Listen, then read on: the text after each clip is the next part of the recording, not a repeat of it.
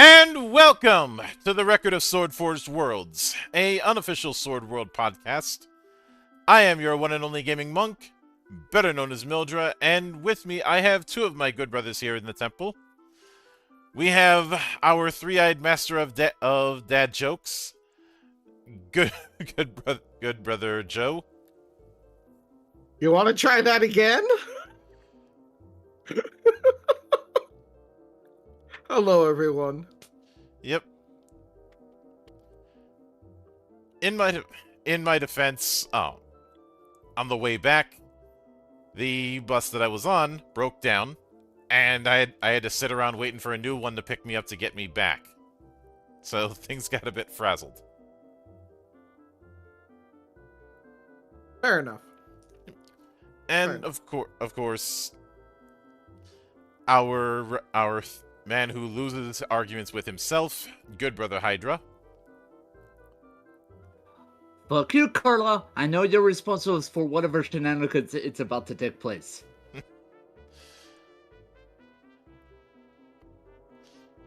Oddly enough, this is one instance where Carla's not involved, because Carla's mainly involved with Lodos Island.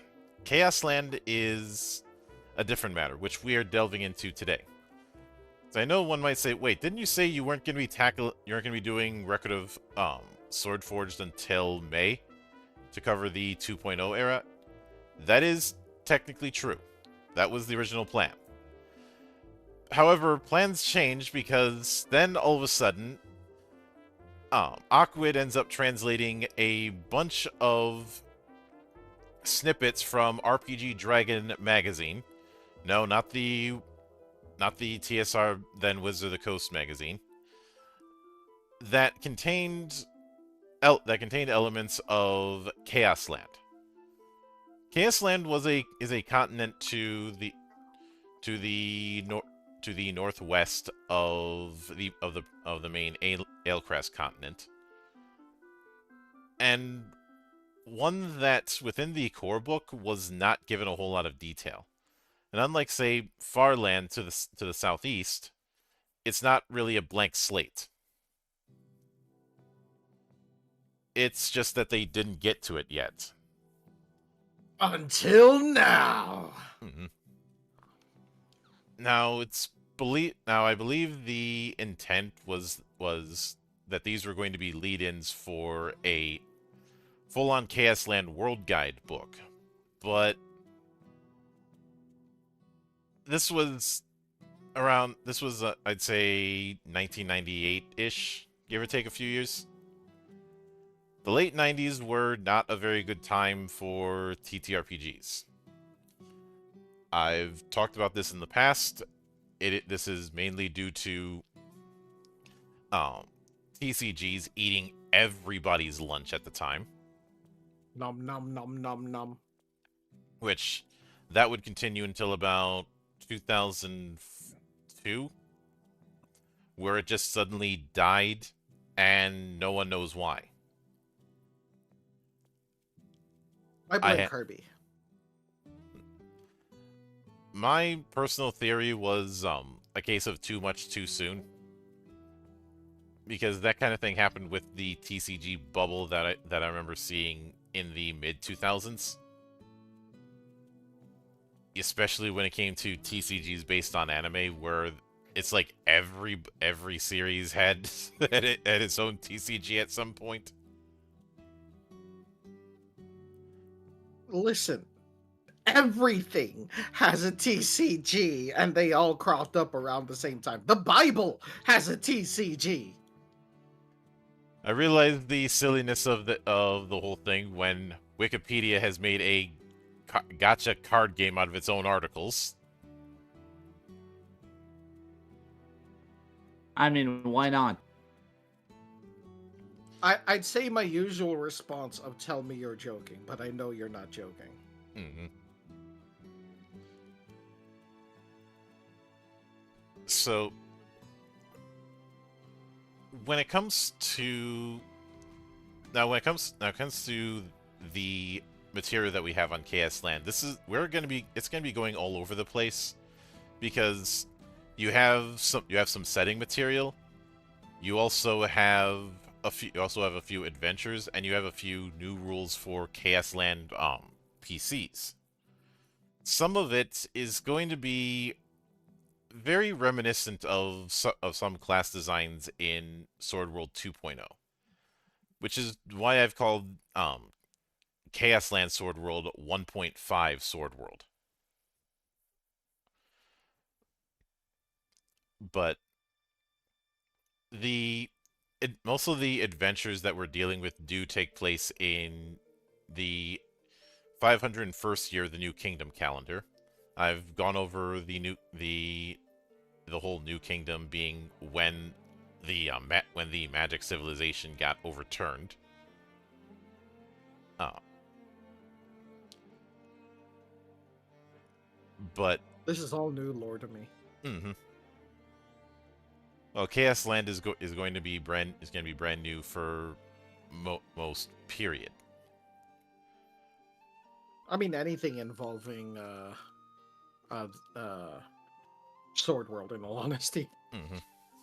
Yeah, and I think I've given you the skinny as far as Sword World's history. Oh yes, But I know the history. I just don't know the lore.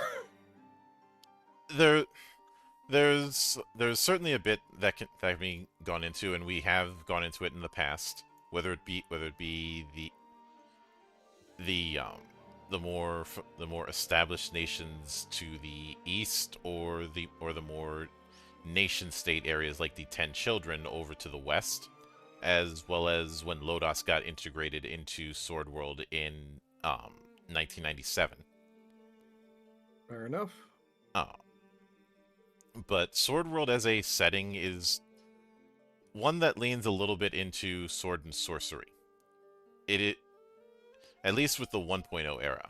The 2.0 era, the one that's getting the official translation, is a completely different setting with a lot of the core rules still intact, with some significant changes.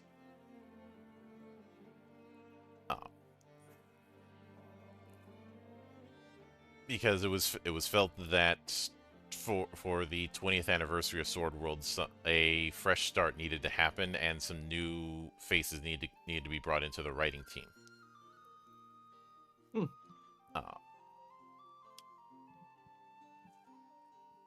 And there is a big thing of going into dungeons, not just for loot to get paid, but also discovering lost artifacts from the divine or magic civilization periods. I know some people might look at the visual design of Sword World 1.0 and say, "Oh, this is Japanese D&D." Sword World has more in common with RuneQuest than D&D. I vaguely remember RuneQuest. Yeah, especially since you have the differences between rune and spirit magic, or most spellcasters in Sword World are referred to as rune masters. And there's also the fact that there's a bit more leaning towards this Fertile Crescent kind of approach with the design, with the visual design.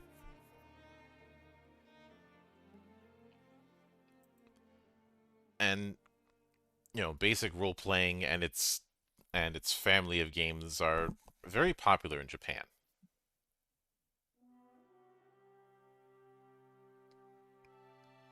But the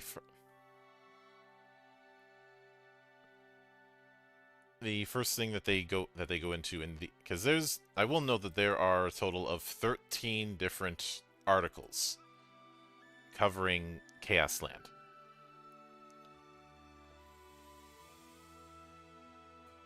And there is a vibe of Chaos Land is this new world for adventurers. And especially given how the thing opens up.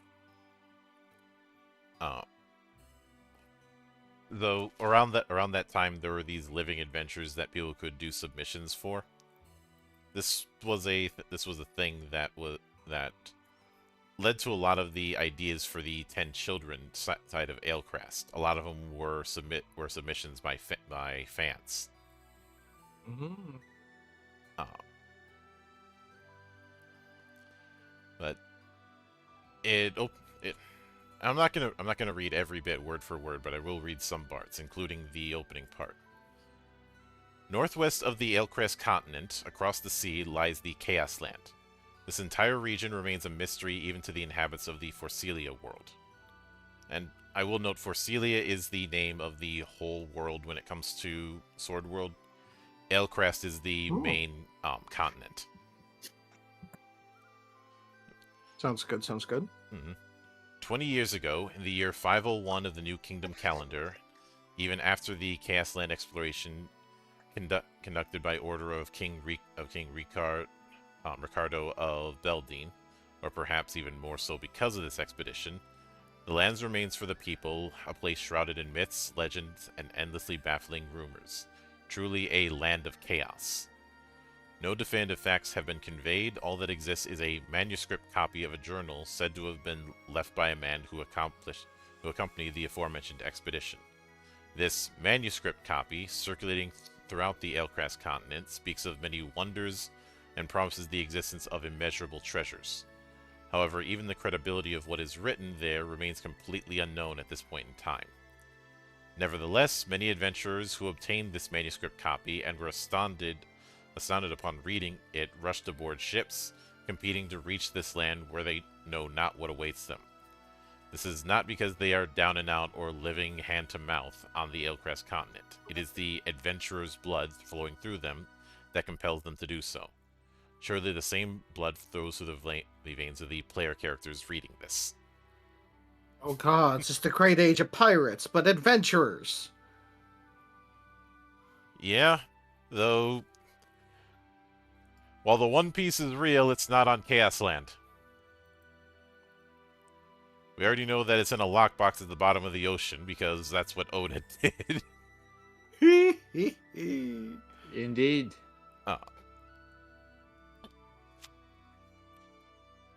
But after that, they do provide a few example adventurers that are basically what's basically done in the vein of how replays are often done.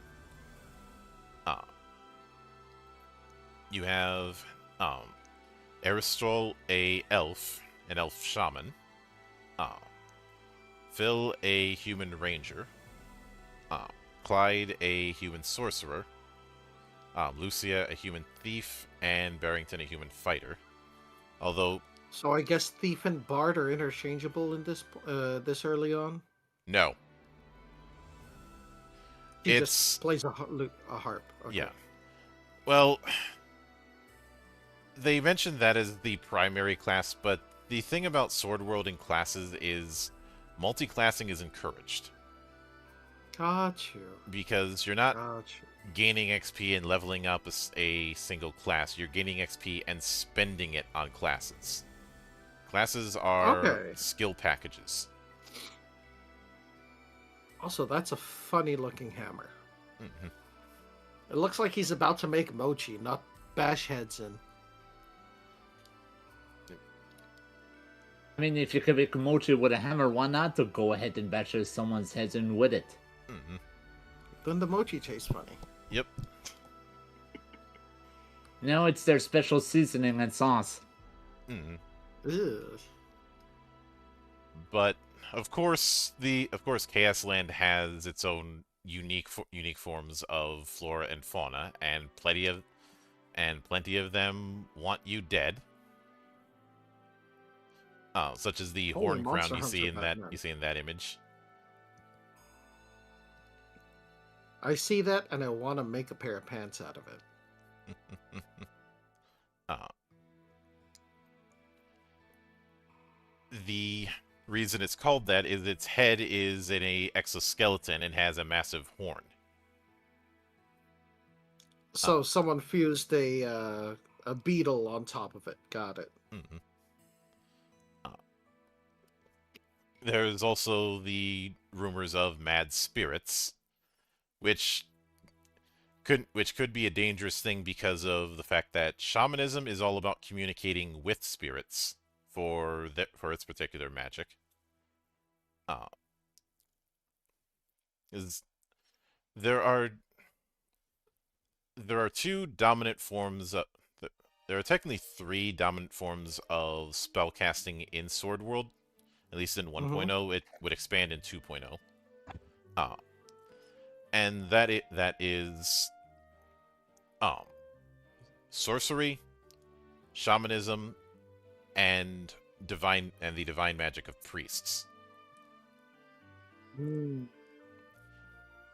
Sorcery involves utilizing the runes that were used by the magic civilization. Like, do they have to physically have them on them, or do they have to draw them in the air? Like, what's going on here? They have to know how to speak the language of runes. Okay, got it. Each spell is essentially its own rune. There are some cantrip-like spells that are called common runes that anyone can use, but the ones that would give you the title of sorcerer or of rune master are much more specific, and a lot of them have been lost. Shamanism, on the other hand, involves communing with elemental spirits. If you've played the Mana series, you're going to be in familiar territory with some of the spirits. You know, Ifrit, Undine. Well, not Ifrit, Salamander. Undine, Gnome, Sylphid. Yep. Yeah. And then Light and Dark. Yeah, And Dryad. the spirit is only seen by the caster. Everyone else just sees the effect that the spirit does. So if Fair you're enough. using Sylph to create a strong gust of wind, nobody sees Sylph making the wind, but they do see the effects of the wind. If you catch my drift. Got it. Yeah. Silent but deadly. Understood. Mm-hmm. And same thing applies with other shamanism spells. And of course, priest is divine magic, you know, tied to the six gods. There are priests of the evil gods as well, and there is also dragon magic. But those are not allowed to be used by player characters.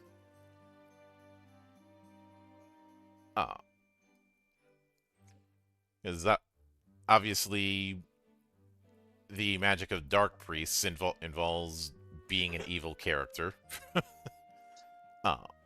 And in the case of What? No. in the case of dragon magic, well, part of the catalyst is taking lives and eating them. But that would mean dragons are evil. Uh,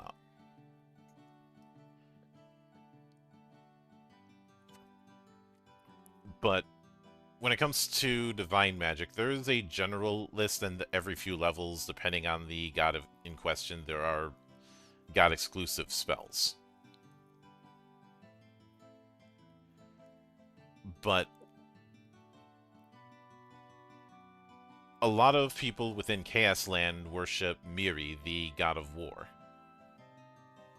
And, well, there's going to be a lot of conflict in Chaos Land, though there's an implication of some of this may be hearsay and some of this may be the manuscript being modified.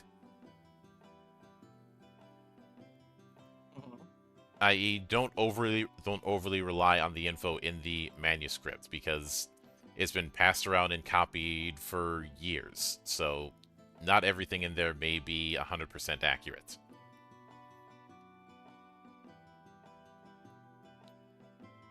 I.e., the grapevine effect.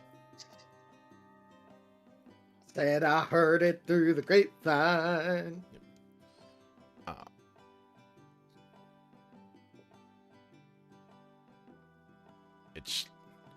I will note that I do enjoy the getting more of this particular style of art. And I think you can see what I mean when I said that it's a very it's more sword and sorcery than what would be considered typical high fantasy. I see that.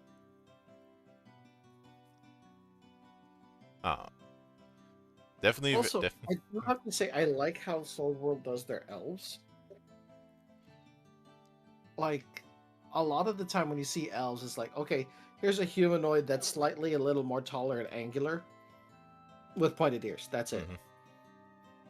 But, like, I do enjoy when they do something, like, really inhuman about them.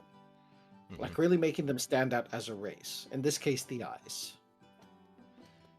Yeah. Elves and dwarves are both in Lodoss and in Sword World. The best way to describe them is a kind of Fey-aligned race. One with... Like, they didn't look very inhuman in Lodoss, but... No. And as I mentioned, Lodoss kind of wasn't part of Sword World originally, despite what Mugen Gaming keeps insisting, or what William SRD insisted, much to my annoyance. Lodoss did not lead to Sword World. They grew up together around the same time with a lot of the same staff.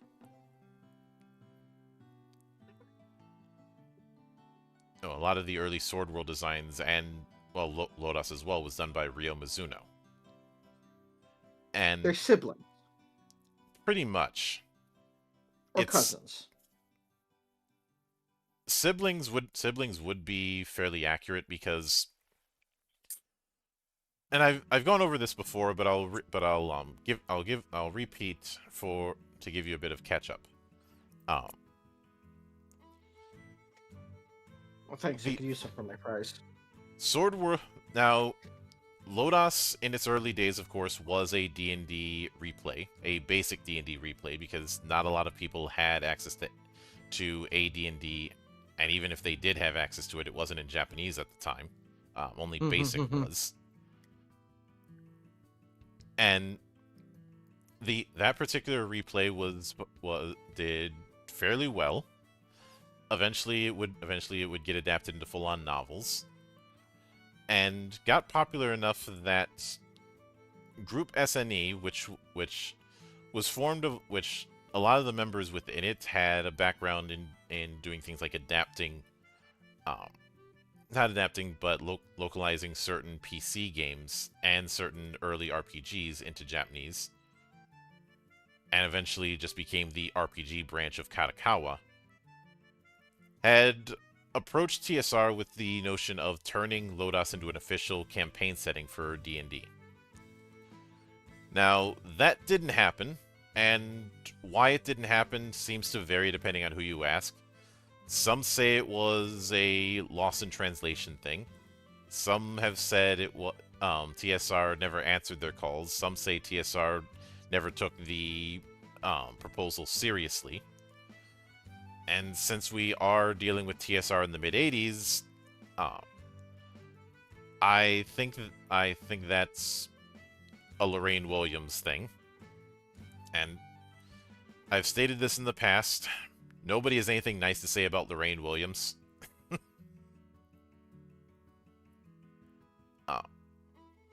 A lot of the really questionable decisions in the late 80s and early 90s with TSR are largely on her. She was the same woman I've mentioned in the past who wanted to move D&D into Sears catalogs and out of hobby stores.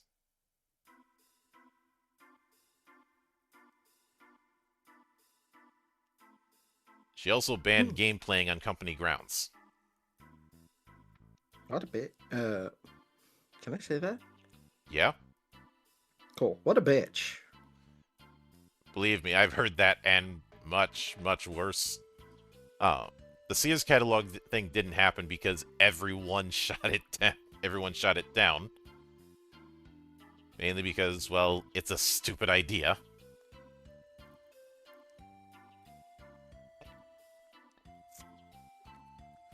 But on page 13 of the document of the first issue, you kind of see a little bit of a hinting as far as how characters are set up. And when it talks about possessed skill, this is what I meant. You have to look at character classes like you look at skills and skill levels when it comes to Sword World.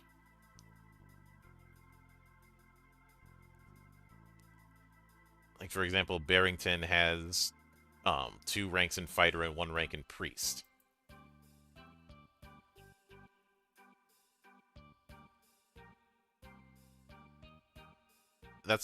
It's because of that multi-classing in Sword World is heavily encouraged. Fair enough.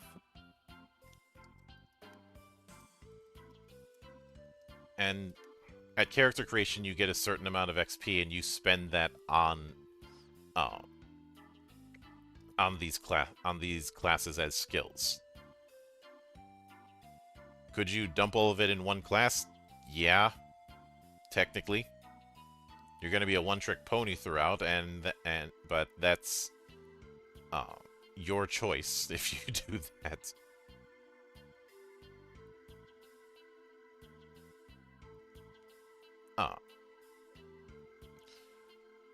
So don't put all your eggs in one basket. Mm-hmm. Pretty much. It does amuse me that even in a game that debuted in 1988, they understood that it makes more sense to have armor be damage reduction instead of letting you dodge and plate. Yeah, good luck with that one. Laughs and plate. Mm-hmm. But you can see some of them have just two classes they've spent in. Some of them have more. That's more or less how it works. I like how life force is a stat. Yeah. Life force and mental power are stats. And you'd actually use the life force in parts of roles for the equivalent of what would be a fort save in D&D. Fair enough.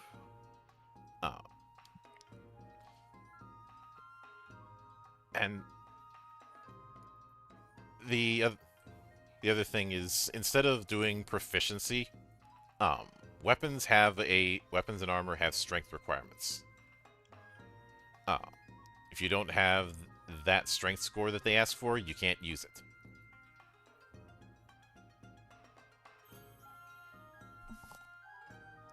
And of course, better weapons are going to have a higher strength requirements, though not always. Dang. And Sorcerers need some good strength, apparently, to wield a mage staff.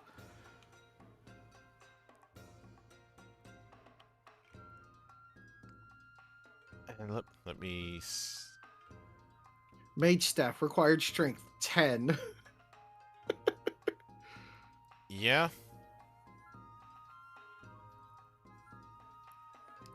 And something to keep in mind is there is only one type of roll you're gonna be doing 99% of the time, and that's 2d6. There.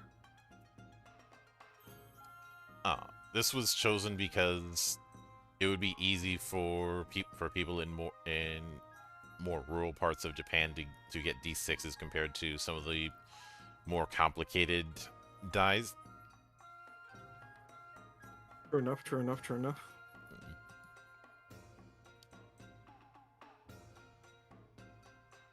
But obviously, when it comes to the adventure itself, I'm not going to go too much into detail on that, because I don't like going into adventures. You know, I don't like to spoil on that front, but there are a few special rules that they bring up that are worth talking about.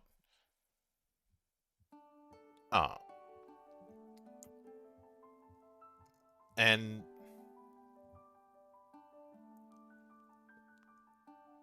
some of now this idea of adventures having unique rules is a thing that you see a lot in Sword World, especially when we get to 2.0 later this year. But the special rules that are mentioned in this adventure are things like spirit instability, where when you roll, if you roll double ones when trying to use spirit magic, not only does the magic itself fail, but a mad spirit appears and attacks nearby creatures. The target it attacks is always random.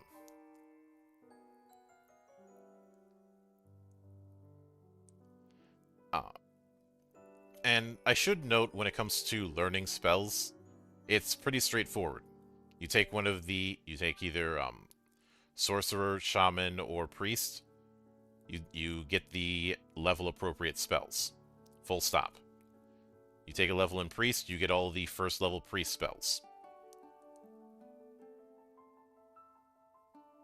That actually is much better than you just have to pick and choose that out of a list. Instead, you pretty much have access to the whole book.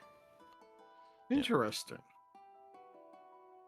Because I see the sorcerer dude is like, has skills in sorcerer, fighter, sage, and ranger. Mm-hmm. Which is an interesting combination. So, fighter is going to allow you to be better when it comes to melee weapons. Ranger with ranged weapons and other aspects. Sage is a very knowledge-based skill, and in getting it, you are able to more easily identify monsters, identify the effects of magic artifacts, as well as learn to read and write more languages. Because with each language, there's the option of whether you can speak it or whether you can read it. And obviously some languages, it's only one or the other.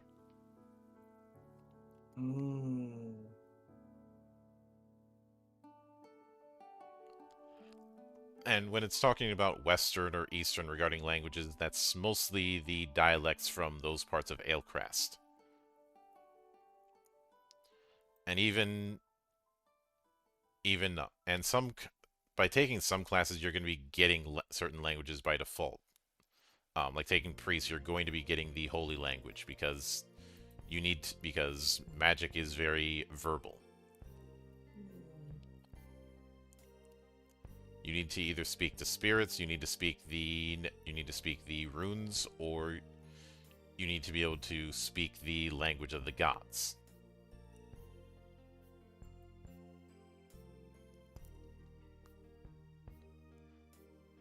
But the other change that's done is a rarity check.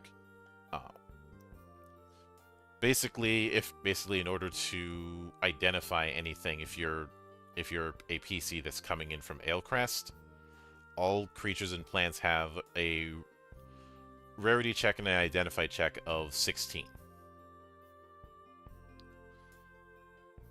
So unless you've got a few points in that, you better hope you get boxcars.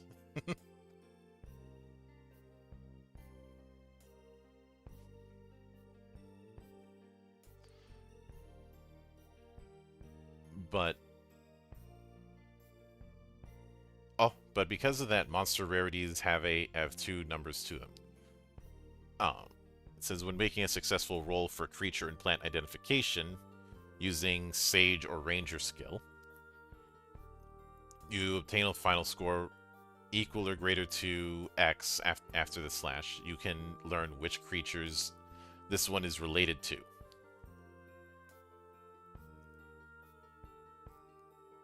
But monster level will never be known unless you roll 16 or higher, regardless.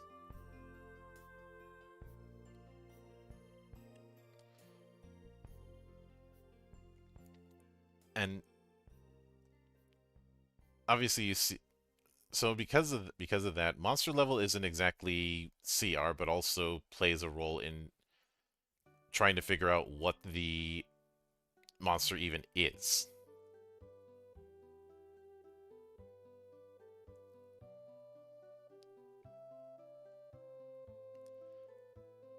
And obviously the adventure that they have set up here is built on a set of locations. While there are some adventures that lean into dungeons, you're not going to see the grid-based approach to dungeons, since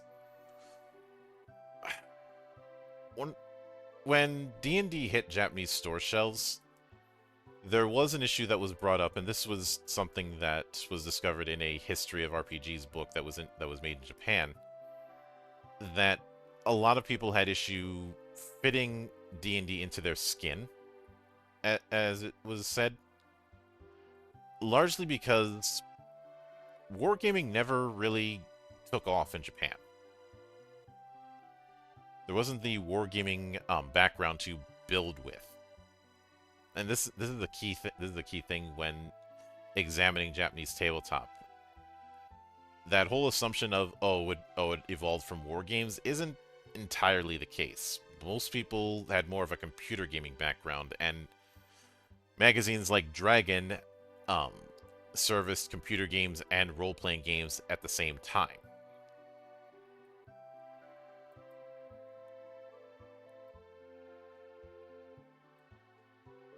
It's not a bad thing, just a different energy. One that, in a roundabout way, makes it not far removed from a lot of the games we see nowadays in the indie circuit.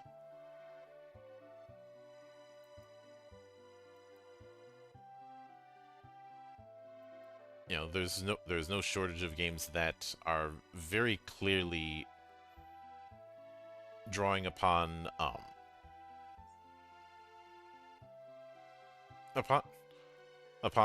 not being adjacent to wargaming the way early D&D was.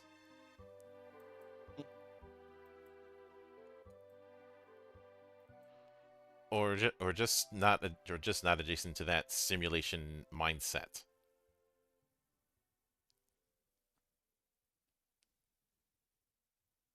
Which would certainly make sense.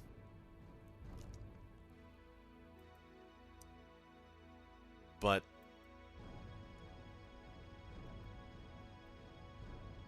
obviously with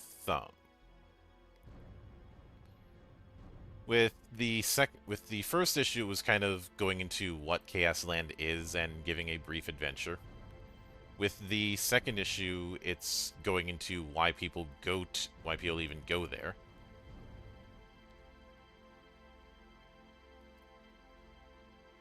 And as well as giving a, if you look at the second article, it does show where Alecrest ends and Chaos Land begins, and it's off the coast of the regions of the Ten Children. I covered it in its own stream, but the Ten Children are a collection of 10 city-states that banded together to maintain their independence from the Eastern nations.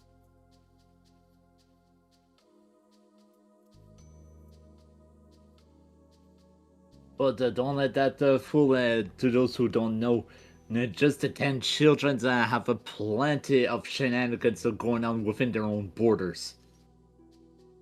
Yeah, they certainly don't all get along with each other on an individual basis, but they agreed to that mutual defense alliance. Yeah, they may hate each other, but they don't want to be overrun by the East either.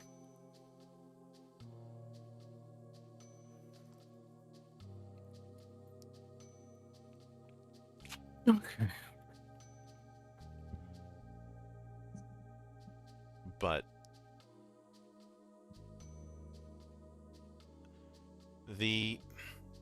within the second issue, they talk about the relationship between Chaos Land and Alecrest, which is not a happy one. Especially since it's described as being a land beyond the sea inhabited by non-humans. The people of Alecrest talked about it with fear and curiosity, but it was in the realm of fairy tales. People didn't even know if it even existed. But because of one king's vanity and another man's ambition, in the year 501, an expedition to Chaos Land was taken. Because King Ricardo Hadis of Beldine, heeding the advice of his Prime Minister, Karel Gieselbern, had set up an expedition, English monk, to Chaos Land. The desire was to achieve a feat worthy of historical record, and prove his nation states to the Great Eastern Powers, especially the Kingdom of Oran.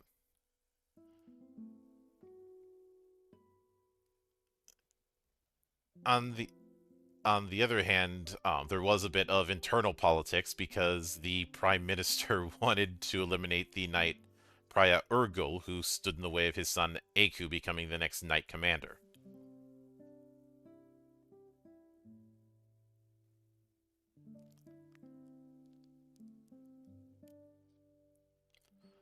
But a lot of people who were in the expedition were voluntold, or were dragged into it due to political shenanigans.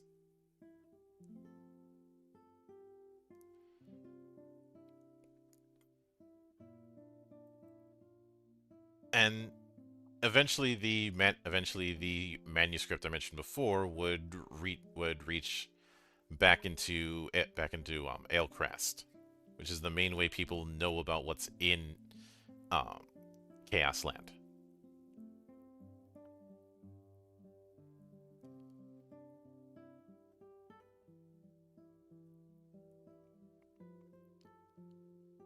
But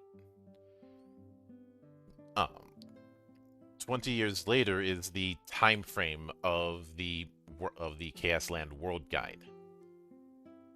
And there are a few bits of Chaos Land that have been somewhat mapped out, but it's not like the place has been completely explored. Especially when there's so many, many things that want you dead.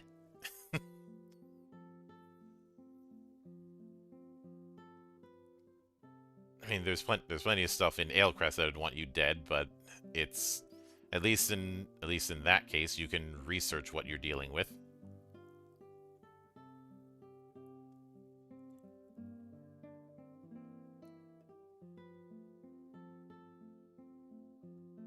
But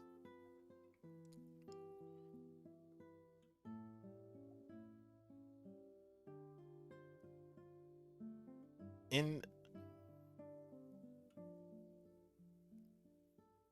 addition to that, in the second episode, there's talk about a quest given by a queen. Though the vibe with it is that the village that is centered to it is its own culture that is not analogous to any of the cultures within Alecrest. You know, still keeping this vibe of you're in a completely different world that is far more alien to what you are used to.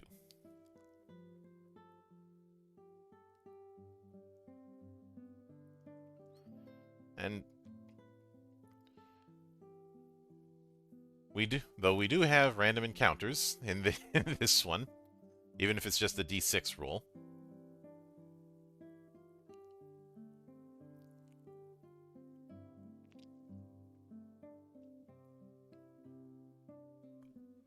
But in addition, there's a couple more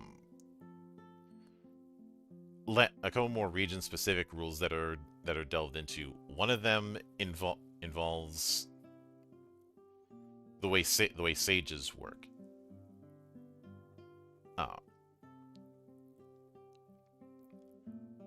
Namely, you can get the sage skill when adventuring. Though it is a Chaos Land version of it.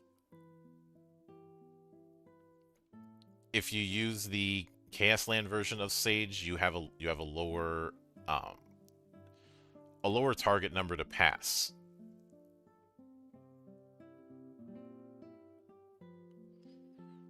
As opposed to the 16 you'd have to pass normally.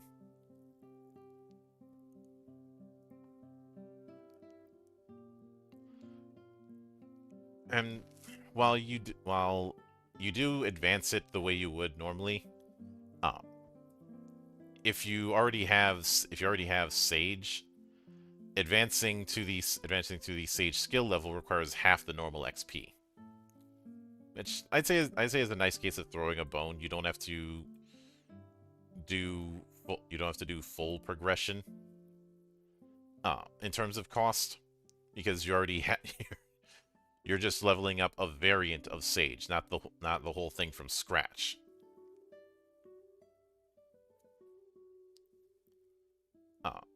And a similar rule applies with Ranger.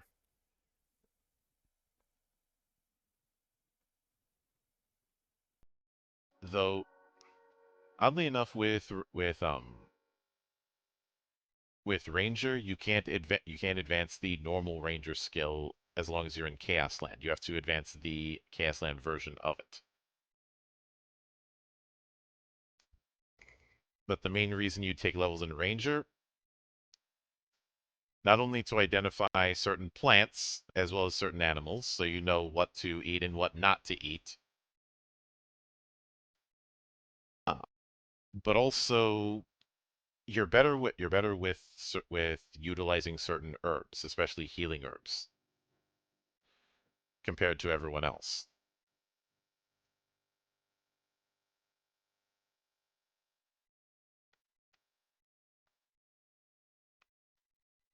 So there is so that whole thing of, oh, the ranger is a cursed class, not here, it isn't. Amen.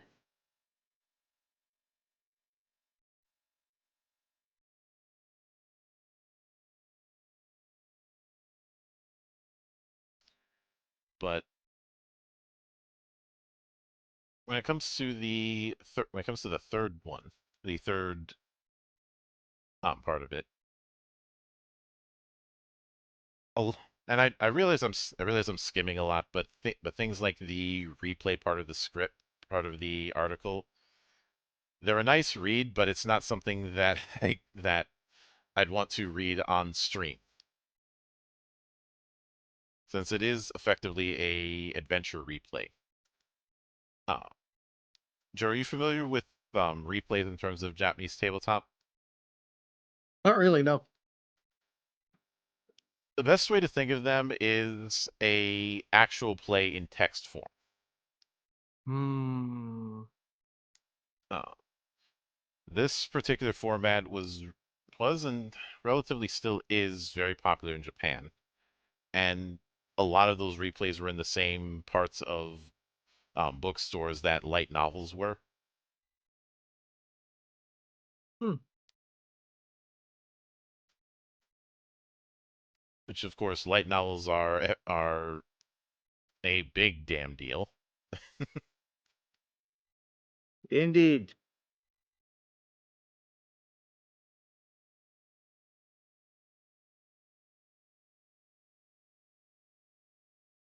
But in the third issue, there's also talk of the herbalist skill, which was a brand new skill. Uh, and it's more for people who want to lean into more apothecary type of characters. Uh, the main thing that you get with the herbalist skill is being able to create medicines or poisons.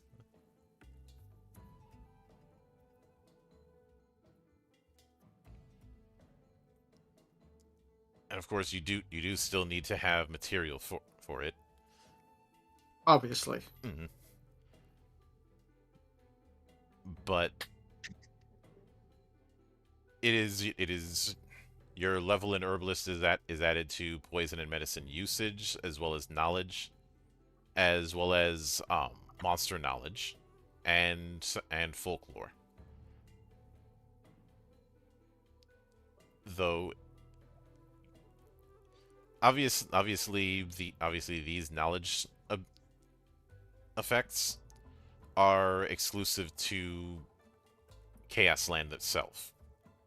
Mm-hmm. If you try to take an herbalist out of Chaos Land, the effects would pretty much be moot. I also see talk of Sage Chaos Land skill as well. Yep. Sage and Ranger have their own Chaos Land variants. That in those cases, they pretty much work. Mechanically speaking, they work like Sage and Ranger. They're just specifically to this region. If you have levels in Sage or Ranger, you can acquire the Chaos Land version at half the normal XP cost up to the level that you would have had it. So if you've got, say, 2 levels in Ranger, getting 2 levels in the Chaos Land version costs half the amount of XP it would normally. Up to those 2 levels. After that, it's full cost.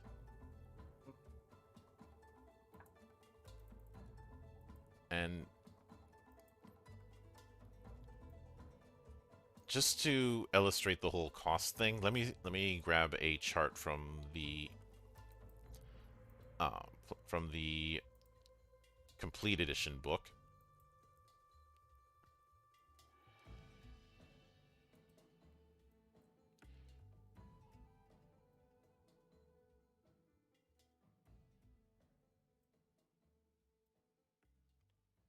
So I'm gonna put this in the sidebar for you, Joe. This is Okay. the XP chart for the classes, for the adventurer classes. There are uh, there are Oh there are wow. general classes, but that works a bit differently. Oh, and there's combinations. Like if you get sorcerer and sage, there's a 500 discount. Mm-hmm. Pretty pretty much.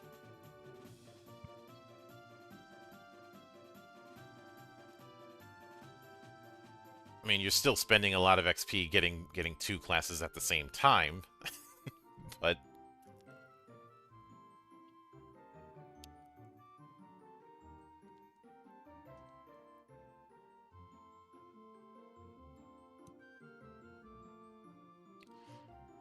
because you know, one level in sorcerer is 2,000, one level in sage is 500. So you're only so you're effectively only spending the amount that you'd spend for sorcerer. Hmm. But I hope that illustrates what I meant earlier when I said classes are skill packages.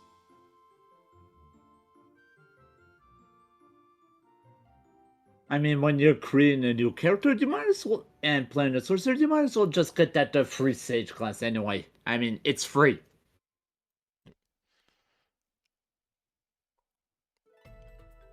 And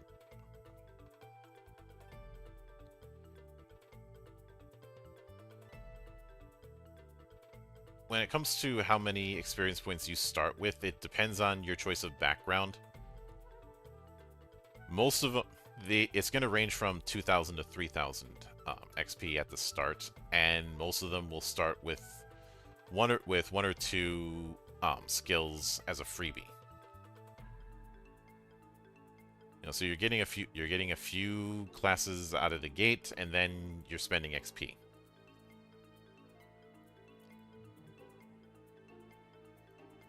So you're not completely thrown to the wolves. Oh, unless you want to. You know, no, maybe somebody's a really big fan of the Wolf's Glen scene in the free shooter. Maybe. Maybe.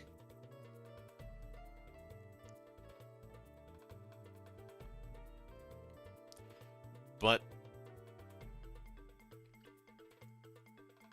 it's also worth noting that your choice of race doesn't give like a +1 to one of your ability scores. It determines the die you're rolling for generating abilities.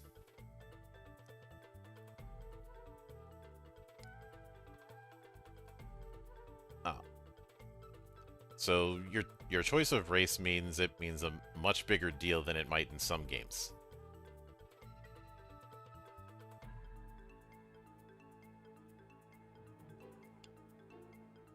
So that is something to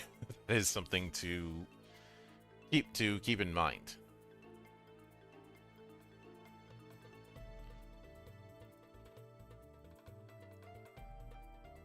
But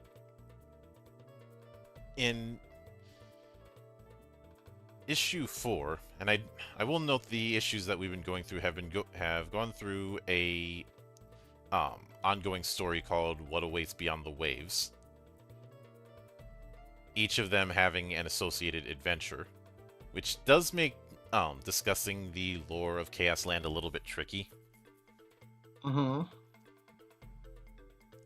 But the way I see it, you can kind of look at each adventure. It's almost structured like the episode of a anime. And a lot of Japanese tabletop is going to lean towards a more episodic style of play. You kind of saw that a bit when we covered Oka Hoshin. Although this one isn't going to take years upon years or have a microwave oven that you can hide in your sleeve.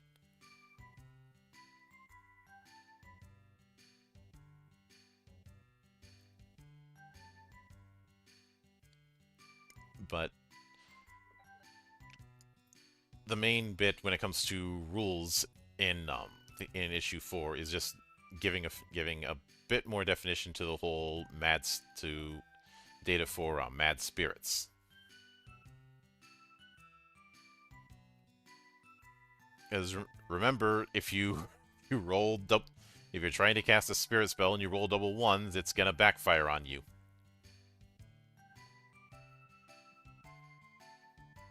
I mean, rolling snake eyes is never any good anyway. Mm-hmm.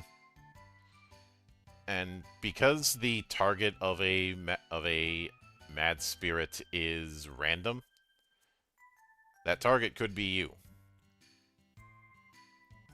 Fun. Or one of your allies. Mm-hmm.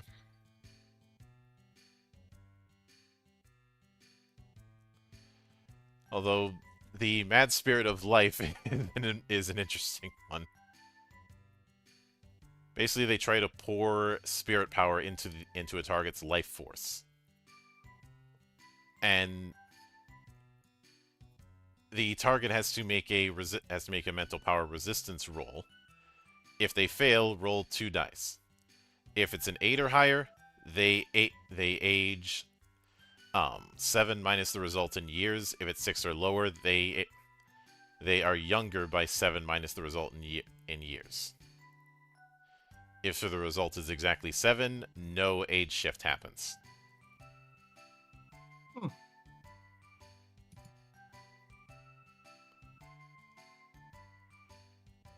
Which would definitely fit a mad spirit of life.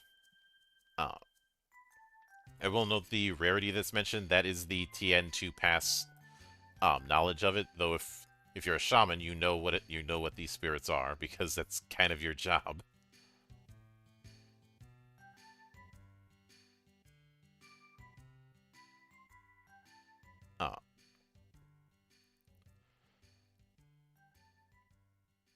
But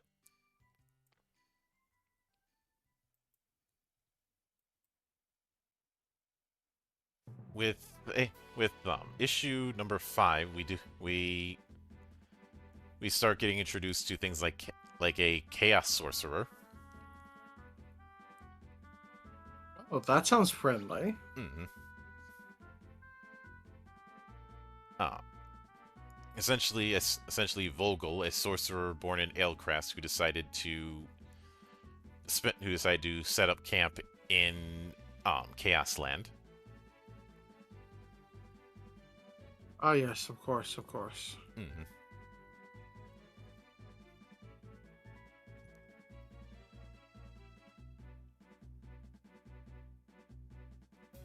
And this isn't the first time that Vogel would appear, because he previously appeared in the Sword World Replay Part 3,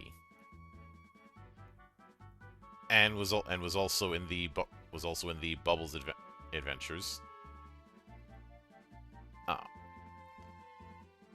But it is amusing that you can have this kind of recurring cast and ongoing story through the replays. Mm-hmm.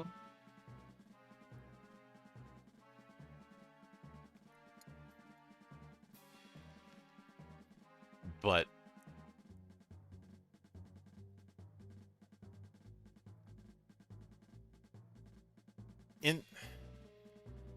I suppose one interesting thing that's in issue 5 is a full-on scenario making course.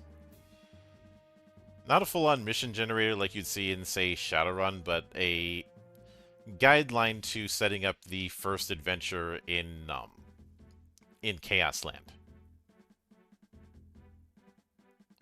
I mean, templates are always nice. Mm-hmm. Just a bit. Yep. Going with what the character's purpose is. The first contact. So what happens after you land from the ship?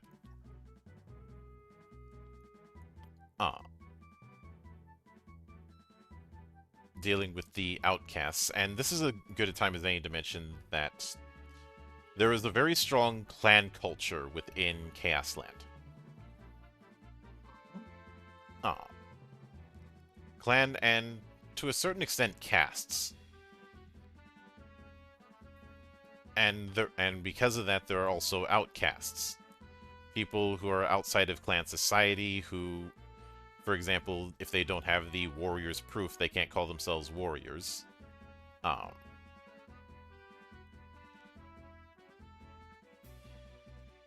And they describe this approach to similar to being like the samurai class in the Edo period.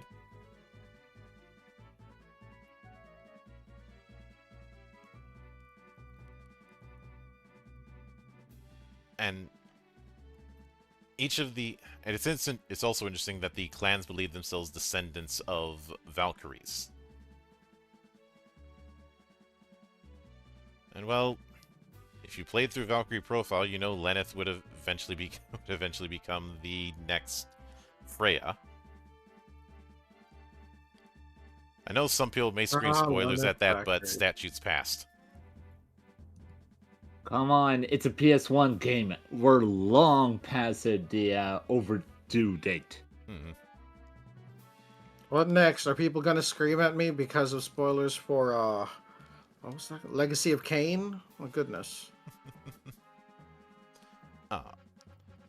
Now if you spoiled Ascension when that comes out, then maybe you'd get yelled at more rightfully, but if only because that'd be brand spanking new. But for Blood Omen or Soul Reaver, no, I'm not gonna. Nobody should be yelling at you for that.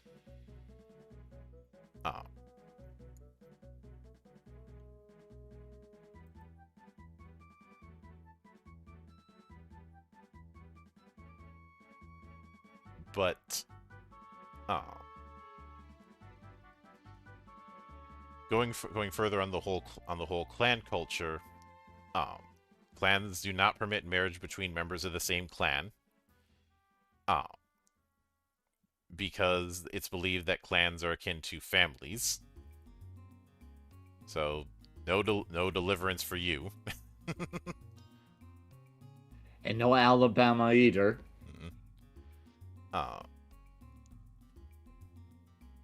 Though the question of which clan does a child between two clansmen belong to, the answer is always whichever clan the mother was from. So it's the entire Pokemon and breeding rules. Got it. And hopefully there's no Ditto. Yep. Though beyond that, clan relationships are complicated.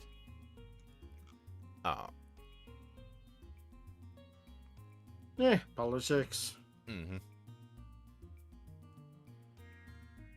And since clans are closed groups, you can have conflict between them.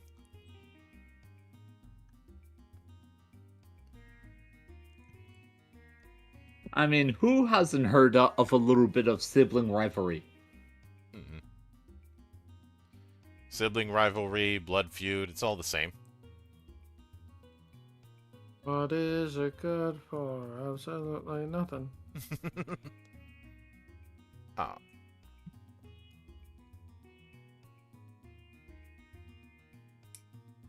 But even out in Chaos Land, there are still ruins of the ancient magic kingdom. The sorcerers back then are what's known as Wicked Kings.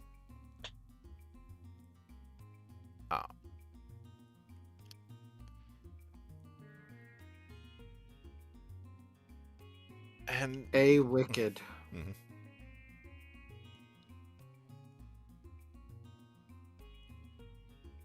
And there are far more most of these settlements are villages of varying sizes rather than settled cities or castles or the like.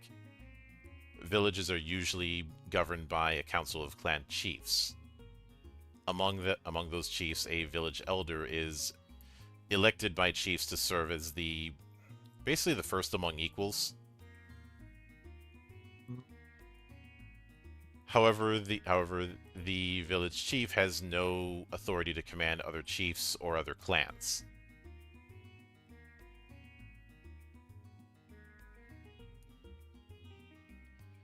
though most chiefs are not married because, marriage involves having a relationship with someone from another clan, which can be complicated. A bit. Uh,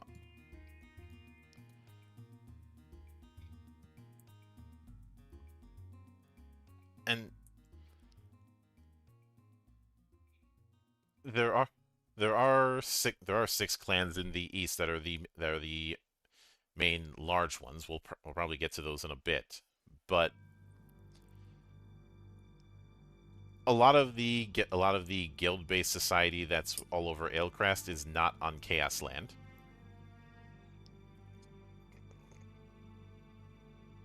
And because of the intermixing of concepts to survive in this kind of place, that the idea of guilds having trade secrets between master and apprentice doesn't really work. Hmm. There is no coinage trade. Any trade is done through barter or at most silver ingots, as opposed to the gamel, which is the main currency in Alecrast.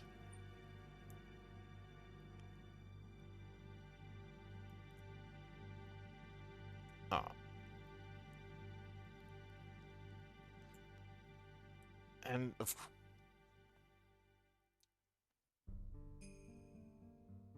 of course, most of the houses are going to be wood. Stone structures are all but non-existent.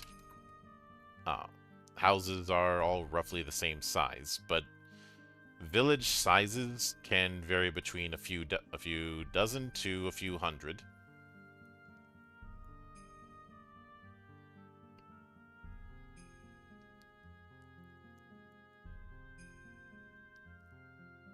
And on the other hand, you have the more chaos communities, which is very much built on kings, warriors, and slaves.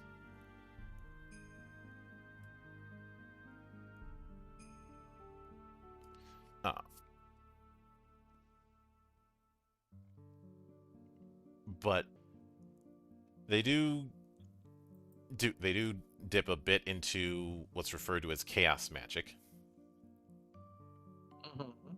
being invented by a sorcerer named Madden or Madan Balusa.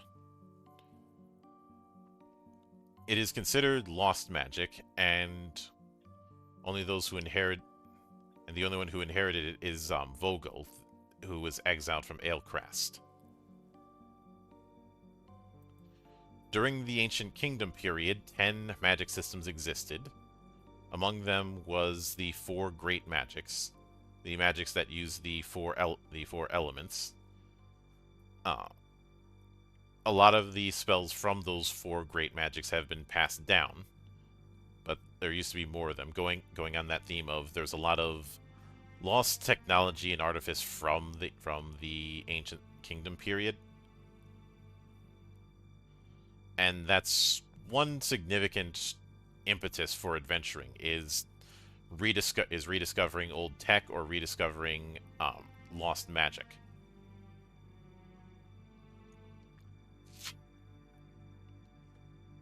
The reason the 4 elements are important is because on the far end of each cardinal direction is an elemental gate.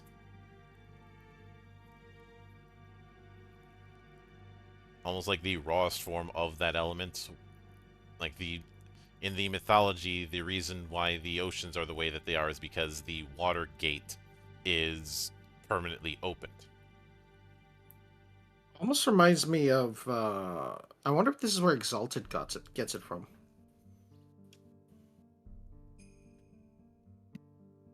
It's certainly a possibility, though I think it's more of being inspired by the inspiration. In this case, RuneQuest. Though one of these days I will try and do lore deep dives on Exalted because I love that setting, 3rd edition notwithstanding. And I do think it's one of those cases where people misinterpret what Exalted is trying to be. Because yes, there's a lot of the over-the-top ness of it that is clearly inspired by different anime. But Exalted is probably an early example of Tianxia to a Western audience. They state that they're drawing from wuxia, but when you're dealing with the PCs are demigods who are reincarnations of ancient heroes. Can you really call that wuxia at that point? That's firmly in the immortal hero end of things. True.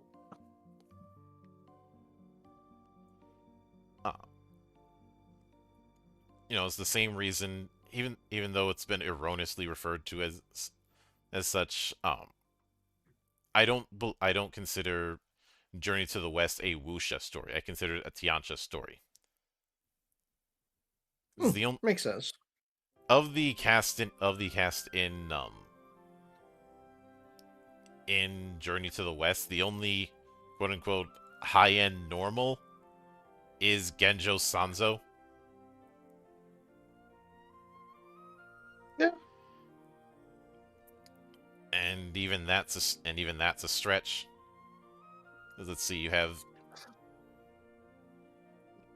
and I'm more familiar with the Japanese versions of the names than the Chinese version, so bear with me on that. But you have Hakai, who is a pig demon.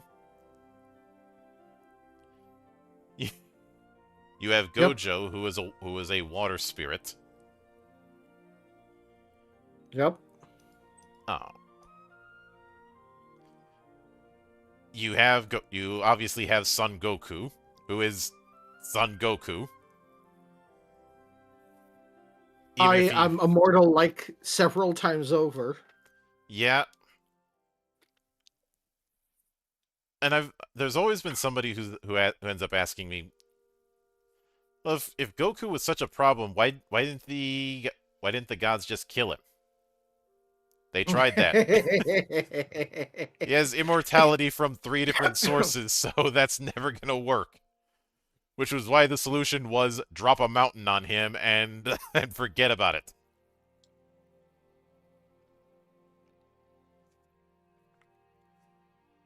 At least until they needed him. And the only thing that keeps him in check during Journey to the West is the headband he has on that Sanzo can tighten around his head. So there's the origin story of Sit Boy.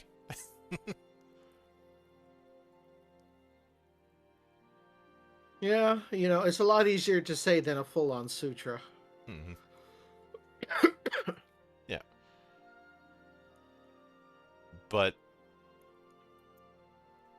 the idea of what's referred to as chaos magic is essentially combined element magic, as well as combining it with combinations of spirit powers.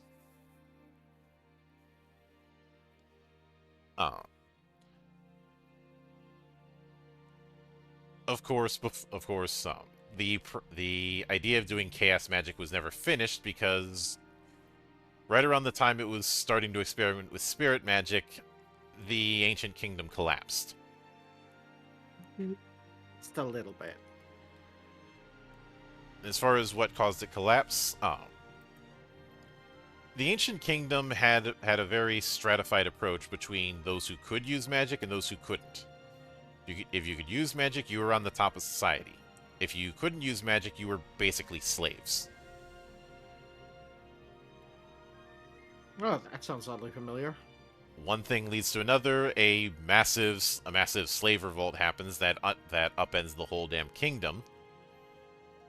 Oh, and that ends up creating what would become known as the Age of Sword.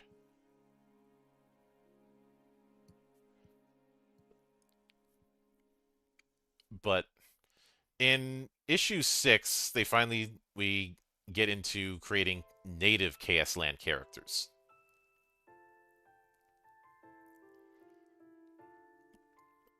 Because for Chaos Land Adventures, there's 3 kinds of characters that could be made. Alecrest-born adventurers, which we've kind of hinted at up until this point. Clan-born characters, characters born in Chaos Land who are associated with a clan, and outcasts, who either broke the laws of their clan or did not keep them, or could not keep them. And it is advised that having clanborn and outcasts in the same party is not a good idea. Understandable.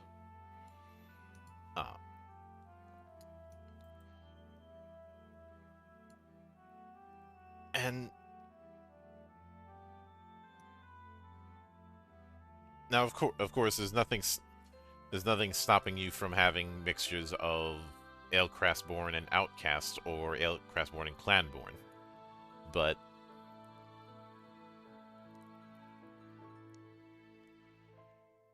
that is another matter entirely. But when it comes to clanborn characters, for starters, instead of choosing a race, you have to go with human. But that doesn't mean everybody's exactly the same, because you'd also have to choose what clan that you're from. Each clan has different taboos, different customs, different traditions.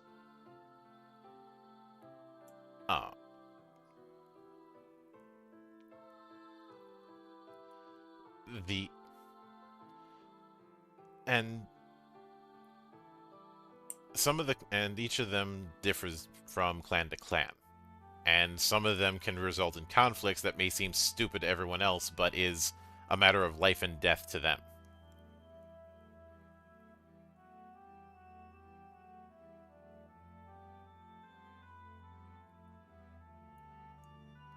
But there are 6 major clans that are referred to as the Eastern Six.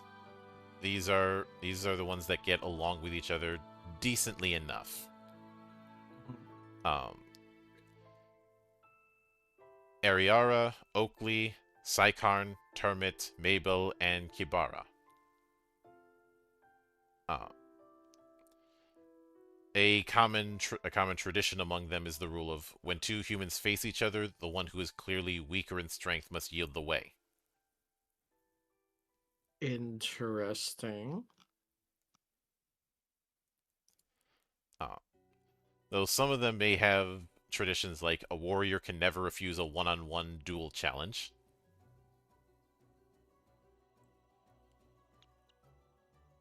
What happens if they're roughly the same power? It does say if it is not clear, then they must yield to each other. If one forces the other to yield by making them move aside, it means looking down on the other person. Without the strength to back that up, that is considered an insult.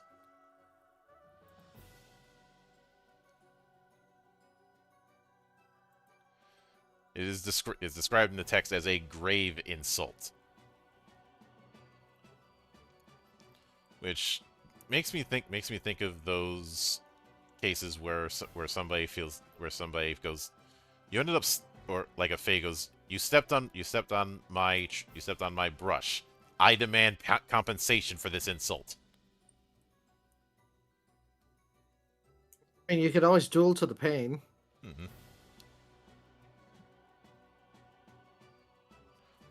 But there are a few Chaos Land exclusive skills that are detailed as well, especially for clans. One of them is the fact that instead of just one fighter class, we have it split into 3. As well as some rules regarding priest and ranger.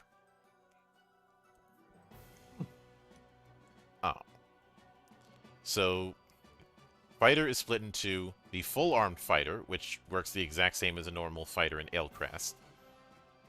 The light-armed fighter, which is a fighter with lighter equipment. I look at this as a prototype of what would become the Fencer class in 2.0. It has some. It's kind of a middle ground between fighter and thief, or having some of the combat side of the thief skills, but not the thief skills. If you catch my drift. It also uses the XP progression of Sage, Ranger, and Bard. Which means that getting first level in that is going to be just 500 XP. And interesting. Fighter unarmed, it is exactly what it sounds like. We'll get to fighter unarmed later. But I look at that as a precursor to the grappler class in 2.0. With priests, if you choose priests, you worship the queen of the clan. There is no other faith, but it uses the same specialized holy magic that a worshipper of Miri would use in Alecrast. Okay.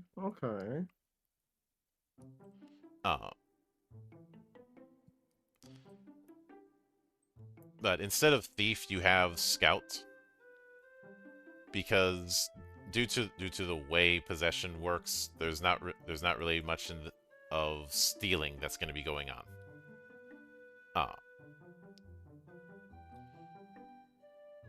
The main difference between scout and thief is that it doesn't have combat abilities, but it does have a lower XP threshold because of that. If you want the combat abilities for thief, that would be in the light armed fighter.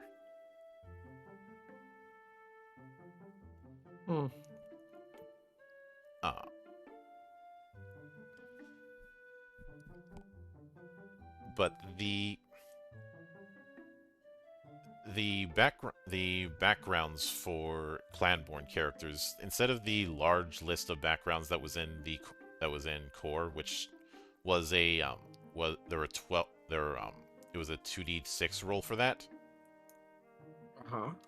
You instead have 5: warrior, shaman, apostle, apothecary, and commoner. Each having a starting batch of skills, a starting round of experience, some skills you can't require, and some skills that are restricted.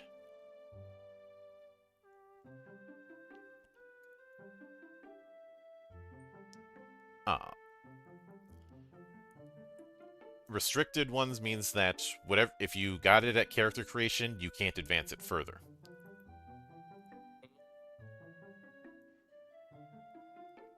And some of the character origins are gender locked. Makes sense for something that old, yeah. Warriors for example, can't acquire the shaman skill, and they are locked when it comes to herbalist.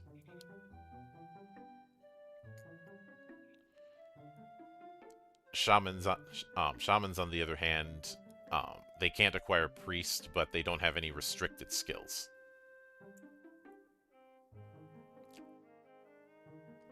And I should note, when I said the queen and referred to as the queen of the clan, the queen is more of a concept that is the equivalent of a deity for Chaos Land. So I have to correct myself there.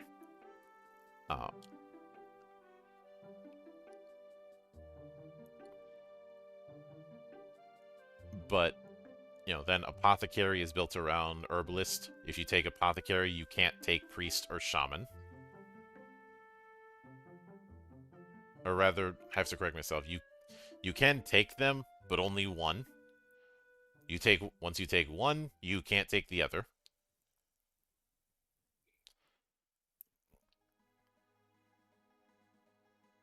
With apostle, apostles are female only, and you cannot acquire shaman skills.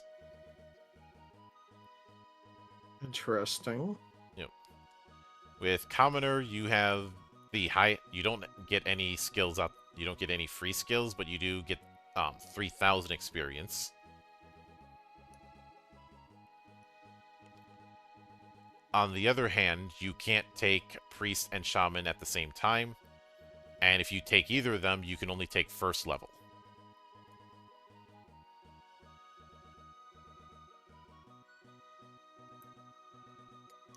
Though Commoner can shift into the other backgrounds and if they qualify for it.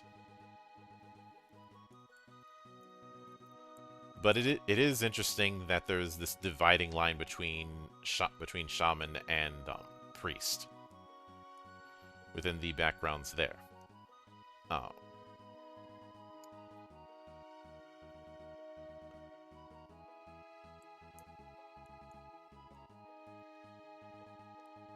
And of course,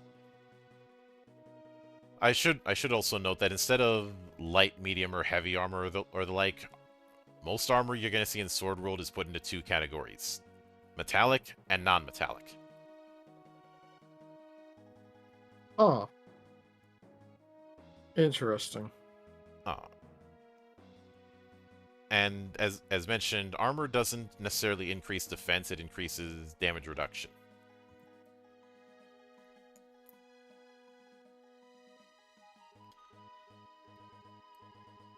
But when it comes to outcast characters, there are some. It is mostly the same. The three fighter classes: Shaman, Scout, and Ranger. Obviously you can't be an outcast priest. As a general rule, outcasts start with 3,000 XP. But they don't get any free skills. Interesting.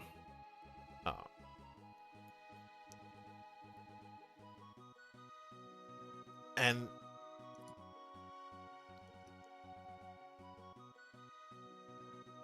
because of the fact that the fighter light is basically the combat stuff that was in Thief.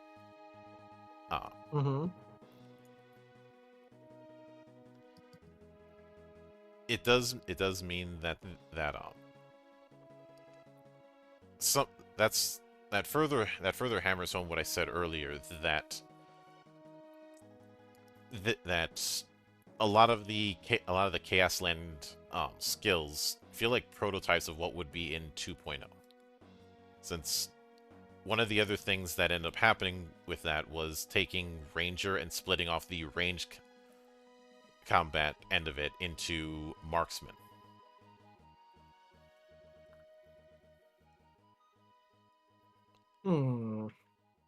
And Fencer in 2.0 is a cheaper form of fighter, but your strength is considered half regarding weapons you can equip. On the other hand, you crit on 11s instead of just 12s. And crits in Sword World don't happen often, but they are significantly more powerful.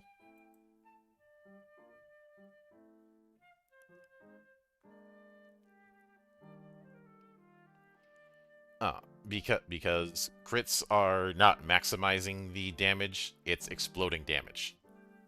And because of the fact that determining damage in Sword World is rolling 2d6 and consulting what is known as the power table. If those die get boxcars, they explode.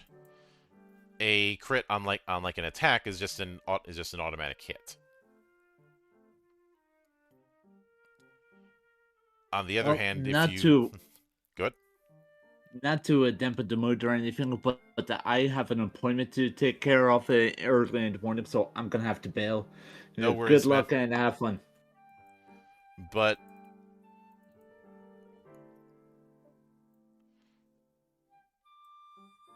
when it comes to issue 6, aside from more expansion of um the Beyond the Waves replay, as well as a further adventure called The One Who Inherits the Name, Mm-hmm. uh, which I do like that within these adventures we see the development of the pre-gens at that level. Like this adventure, the adventure levels should be 3 to 5, and I should note, adventure level is equivalent to whatever skill you have the most ranks in.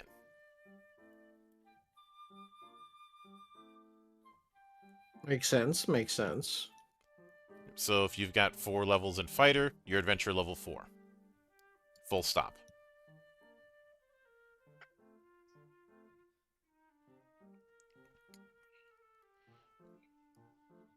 And what does adventure level dictate again? It does dictate the development of some secondary abilities. Like how certain derived stats are calculated. Hmm.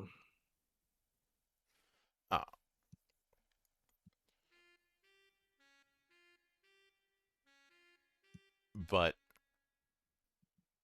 going back to the 3 fighter skills, which I should note, getting multiple fighter skills is not advised. They are not built to work with each other. Which some people have had issue with, I don't see an issue, because if you did try and have them cross-compatible with each other, it honestly would create more problems than it would solve, because there'd be a lot of redundancies.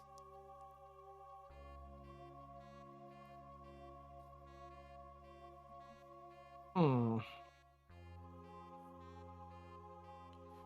But the 3 fighters do have different XP thresholds. The full fighter is the standard one, no change there. The light one uses the progression that Ranger, Sage, and Bard do. Although I should note, Bard is not a skill you can take.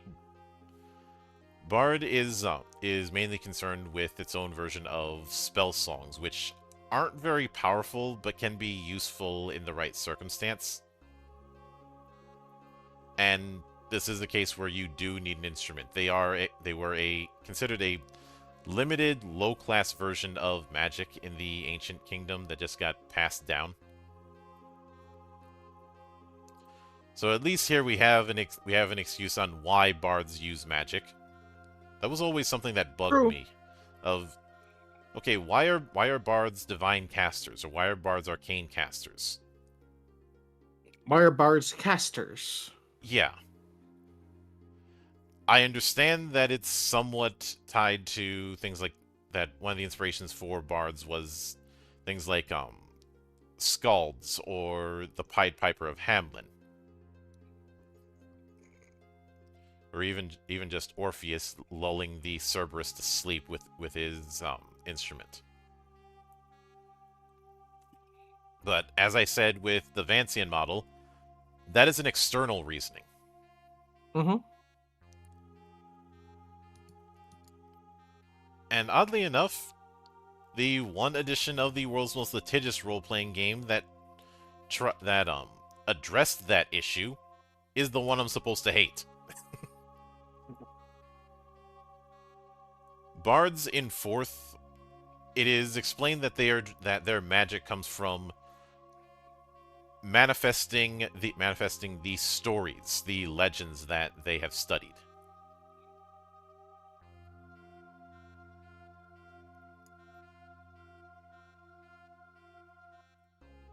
Which I'd say that's a long way to establishing their own identity. Mm-hmm. But anyway, with equipment restrictions for the 3 fighters, full fighters don't have any restriction, though obviously required strength is the only real restriction they have to worry about. The light fighter has the same restrictions as the thief. It's half of the character's strength is treated as its strength for the purpose of required strength, and you can't use metallic armor. With the unarmed, you can't use weapons or shields, and you have the same armor restrictions as a light fighter. On the other hand, light fighters have an expanded crit range. Unarmed fighters get a special unarmed attack that they can use twice per round without being penalized.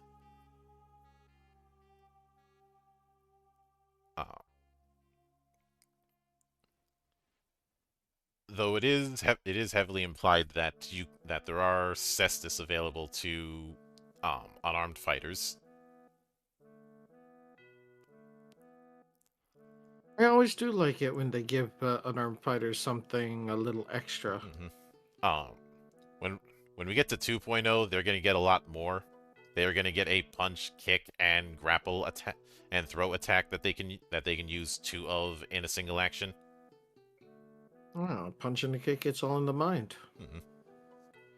And there will be weapons that specifically state, oh, this enhances grapples or this enhances kicks. Basically, that weapon profile replaces punch, kick, or throw.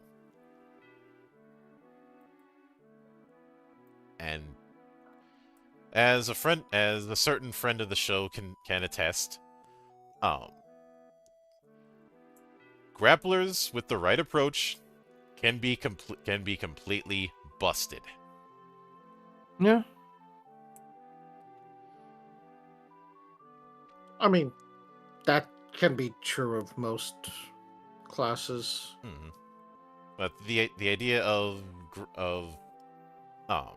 unarmed fighter or grappler being a very low tier entry, not so much here. But obviously, issue 8 has the targeted village adventure, and again, when I look at each of the adventures, none of them are doing the standard dungeon crawl that you would expect. You're not dealing with the 5 footsteps while looking around, or dealing with the idea of what's the marching order. If anything, the adventures look like the kind of adventures you'd see all over the place in the early 2000s. Ones that were, or just adventures you'd see in other games. Period. They're not really built around dungeon crawls.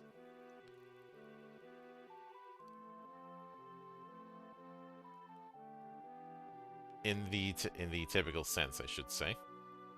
The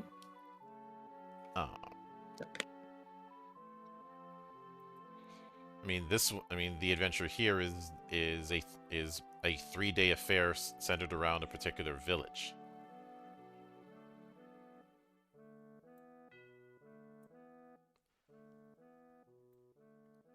But with issue 9, that is where they decide to revisit Vogel and his faction.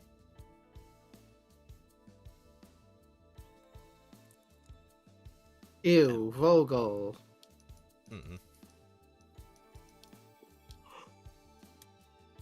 And also a new arc called Those Who Chronicle the Land of the Valkyries.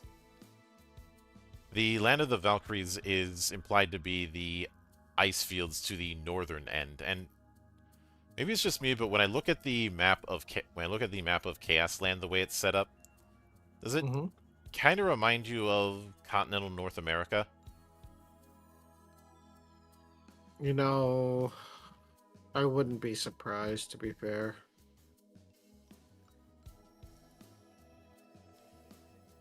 I wouldn't be surprised, and given But just using this map as an example, it's not a one-to-one, obviously, but I can see some of the some DNA in the structure. Mm-hmm. Like, I see it. I definitely see it. Mm-hmm.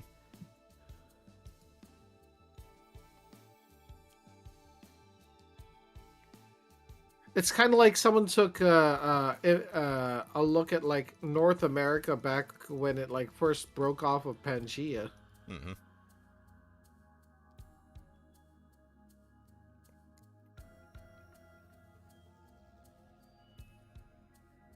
And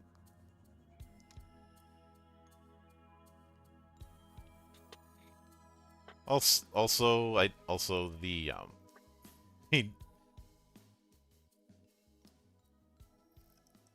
the one I think one thing that is made very clear when it comes to Chaos Land is the monsters are not typical monsters. Like No, no, they're not. the Needle Rain is described as a tree 5 meters tall that bears fruits resembling beehives.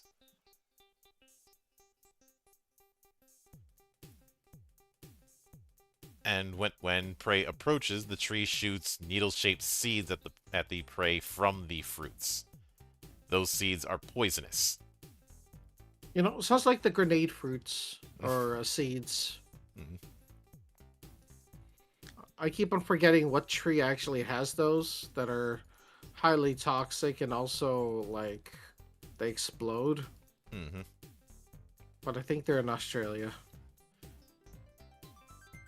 And if you take damage from the seeds, you have to make a life force resistance roll. If you fail that, um, you are put in a state of suspended animation and cannot be lifted until the poison is removed. If you fail the check, you have to make a life resistance roll again, and if that fails, the seed begins germinating. Yeah, that sounds about right. And 48 hours afterwards, it spreads roots throughout the victim's body, killing them. Yeah, that sounds about right. Mm-hmm.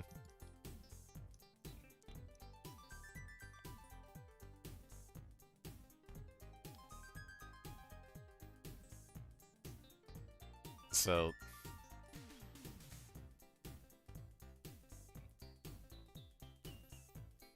it's though there is a knot of in the villages of Chaos Land, some bury these around their villages as dangerous fences.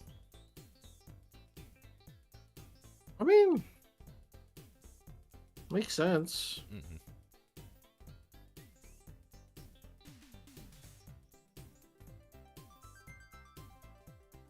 But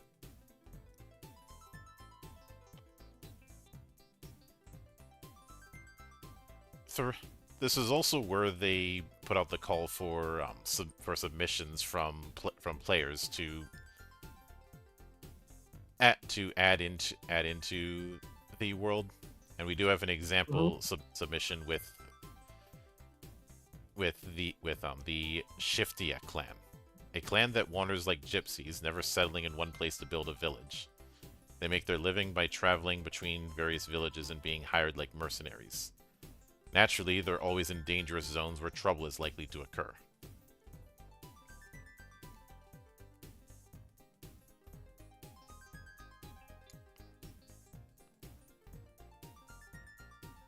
But they do none of the documents so far go into detail about individual clans, and I feel like that was done on purpose to allow players and allow tables to come up with their own concept of clans.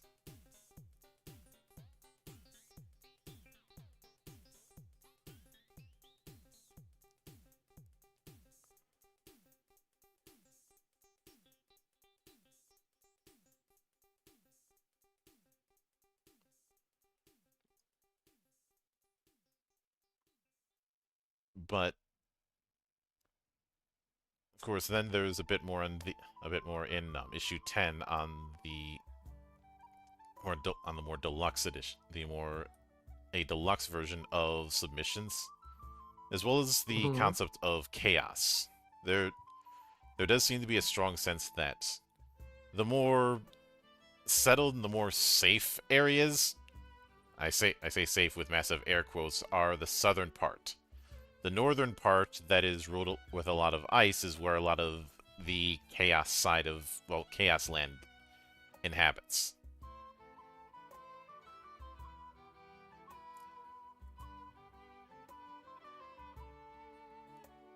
Mm. And so essentially you have a relatively safe, somewhat civilized area and a place that is less so.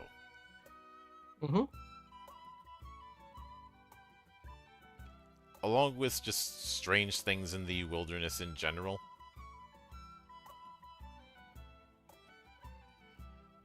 And one of those strange things is detailed in issue 11, a collection of floating rocks that are just floating about.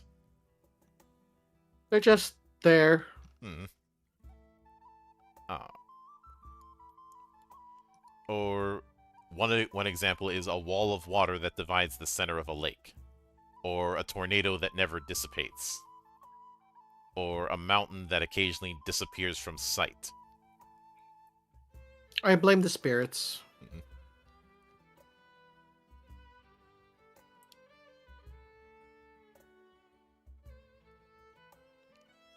That could be one. That could be one answer.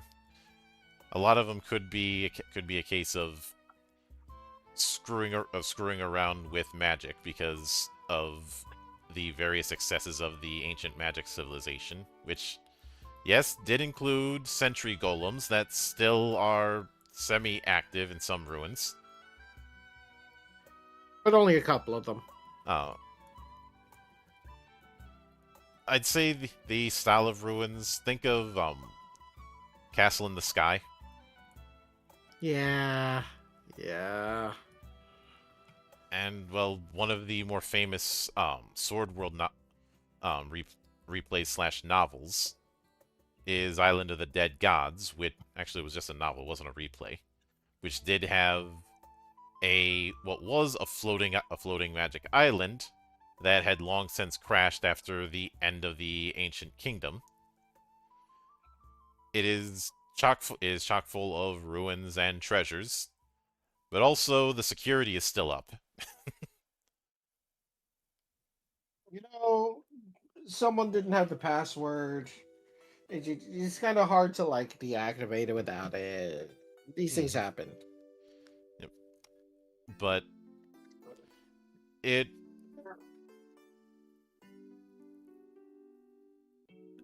one of the things that I do find kind of interesting is that one of the suggested submissions was in regard to a certain clan, um, Mhm.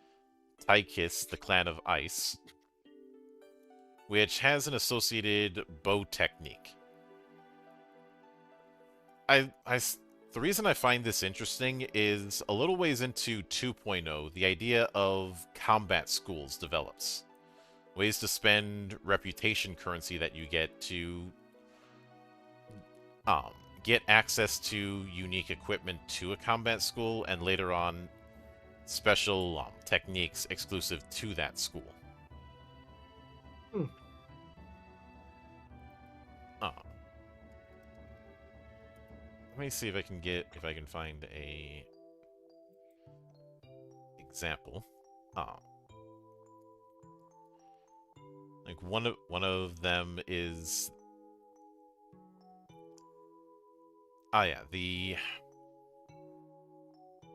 Castellot Great Sand Fist, which is a unarmed fighting style that is all about toughening one's fist by punching sand.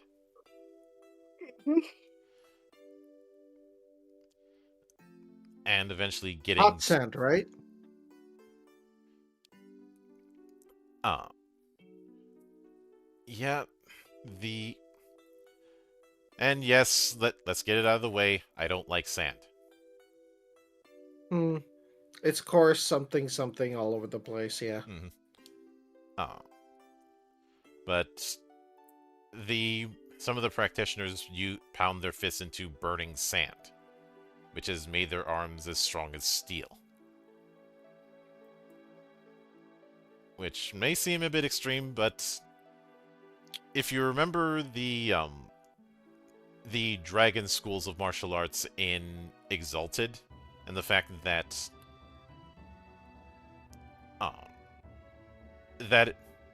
that those particular styles are technically celestial tier martial arts, meaning dragon-blooded shouldn't be able to use them.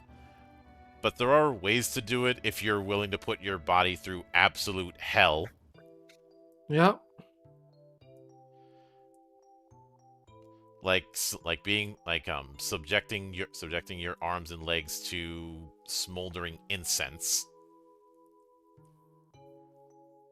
I mean, only reason why I even know about the training style of repeatedly punching sand, even hot sand, was from like an old Jean-Claude Van Damme movie.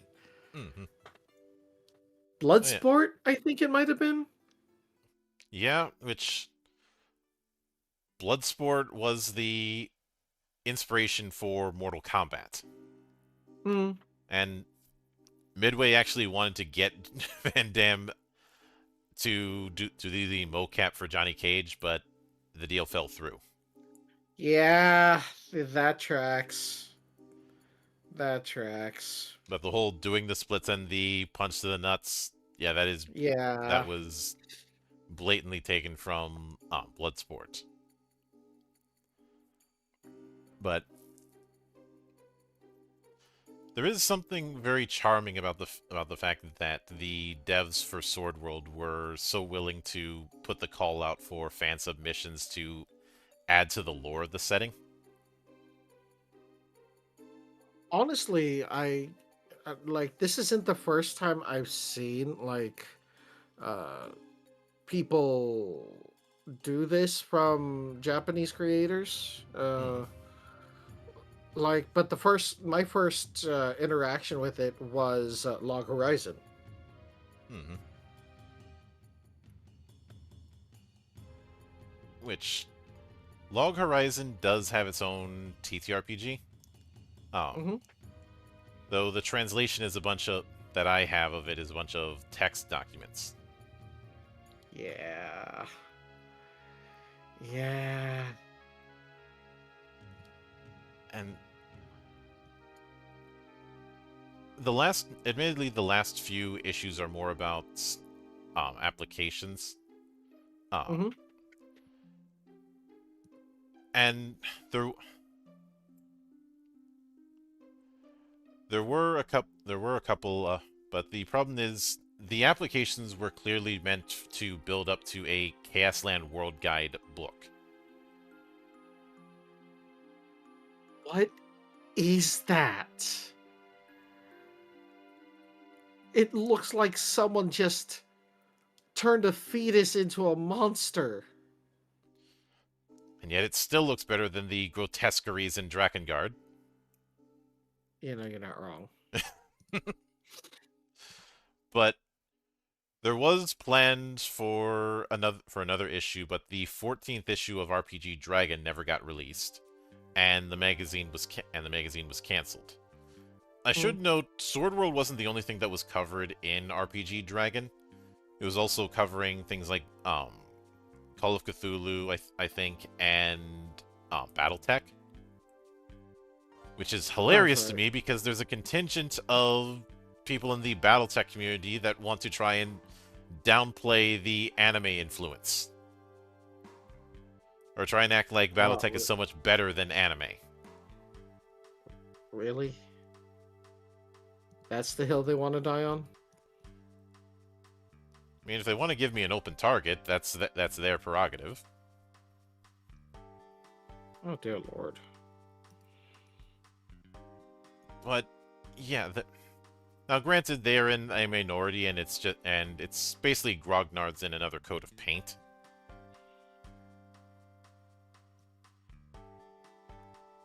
But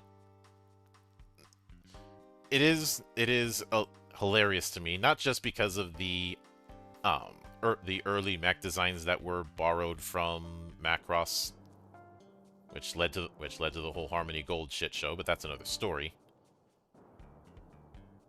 But also the impact in the Japanese run of BattleTech, which got its own batch of art for both BattleTech, the war game, and MechWarrior. And I know I said wargaming didn't really take off. BattleTech's a special case because instead of being whole armies, it is more squad-based in some forms. Where essentially, instead of controlling a whole army, you're just controlling a lance, which is usually 4 mechs. They still have to deal with point limits, or in this case, battle value, and there are full army variants, but the classic approach is that lance approach that I mentioned.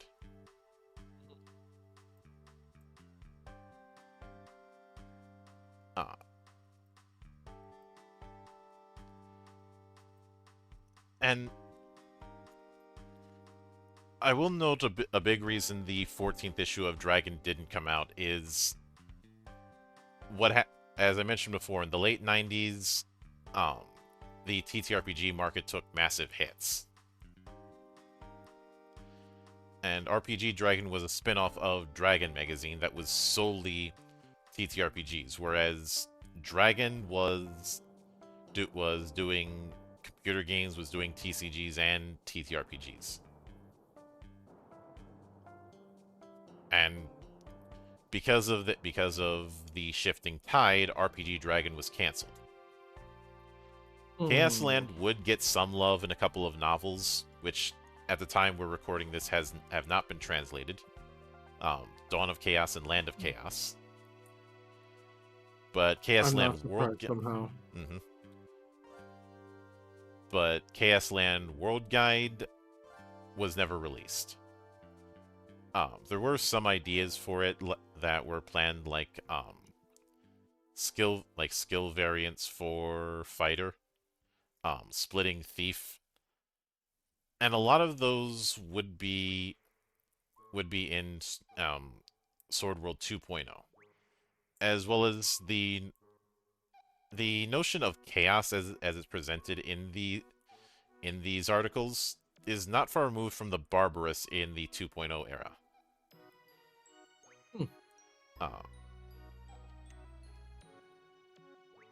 And I will note that when it comes to the tech level of Sword World, one of the new it's at a phase where sailing ships are starting to be more of a thing, which is why I've repeatedly stated that Sword World setting isn't really one that you can put into the category of D&D style high fantasy, because it isn't.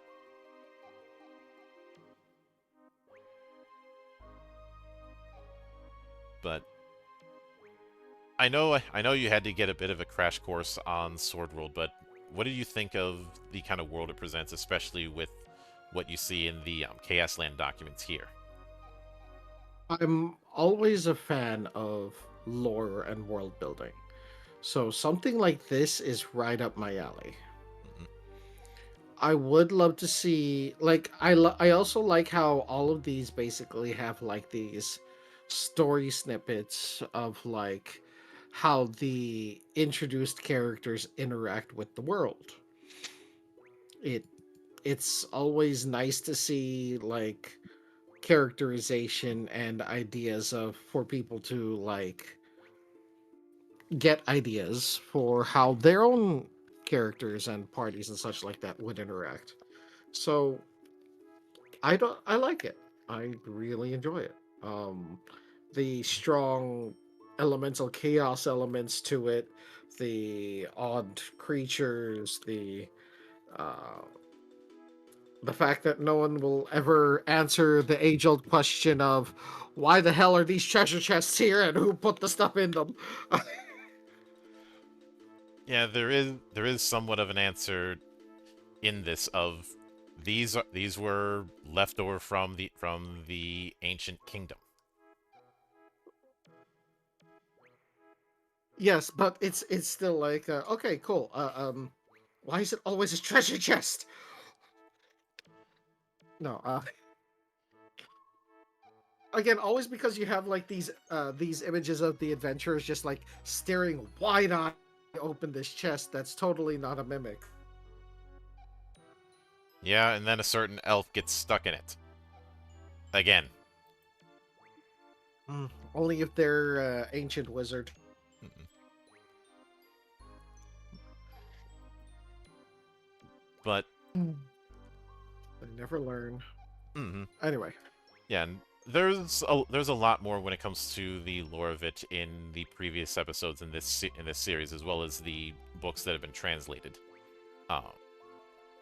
The main bulk of the lore when it comes to Sword World 1.0, aside from the novels and replays, which there's plenty of those, is in things like the Complete Edition Core Book, which is a enhanced combination of Core Books 1 and 2, which were the basic rules and then a more advanced rule set that up the level cap. Is you've probably seen that saying a character is level 5, for instance, doesn't. It might tell you a bit in, say, D&D, but it doesn't tell you a whole lot here.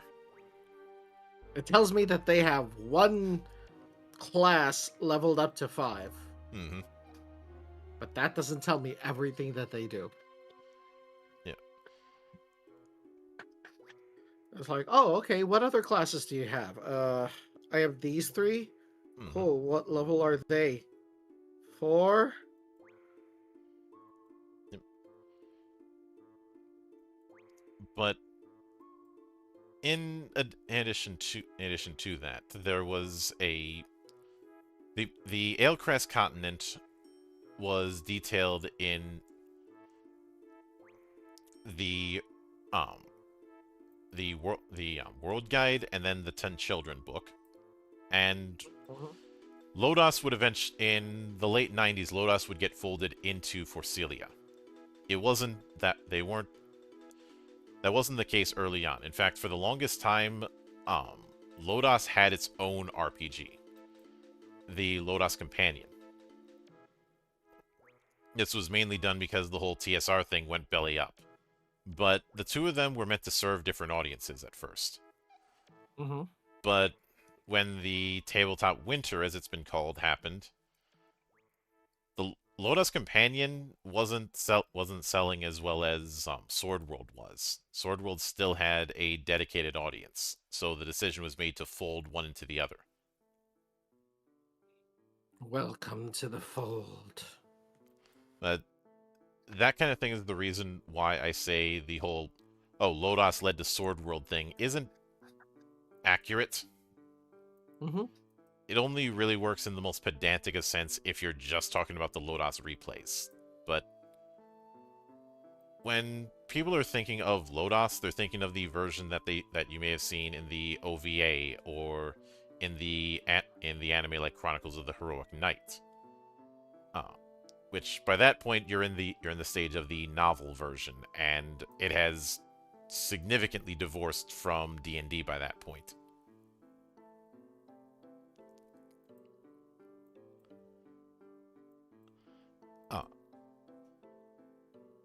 So thank just goodness. And no, just thanks goodness. And even D&D has had some support in Japan over the years, but the big problem was the support was very stop and start. Now, some of that stop was because TSR went bankrupt. But in other cases, they just didn't support for a few years. There was a time right in the middle of 3rd edition where there was like a 5-year gap.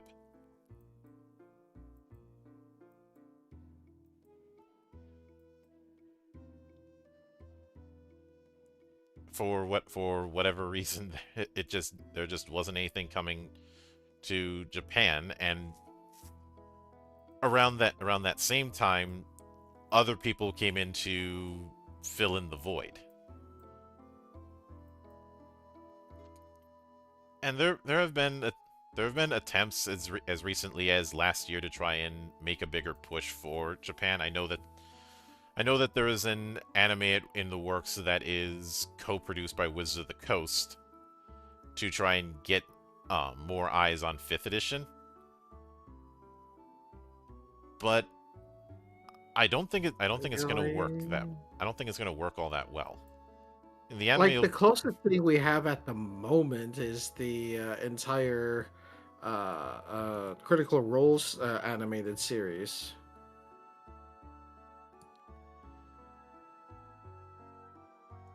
which is I have had my internal discussions about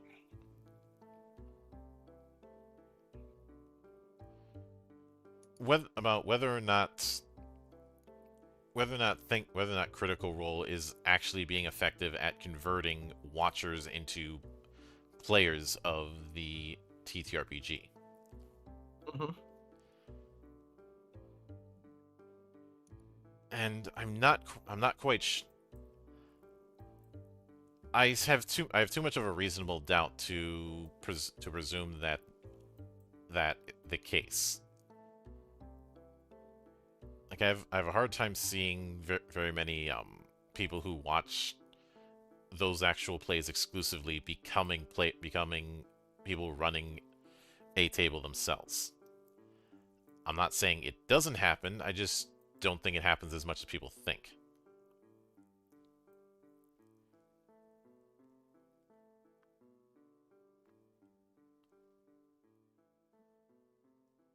But fair.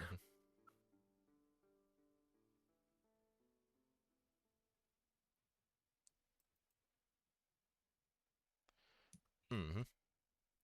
Like honestly, I don't really believe the entire goal is to turn the watchers into players, but just to entertain people as they do what they enjoy, which is always the case when you're streaming. Like you want people to enjoy you playing the thing, but they are also professional actors. So yeah, I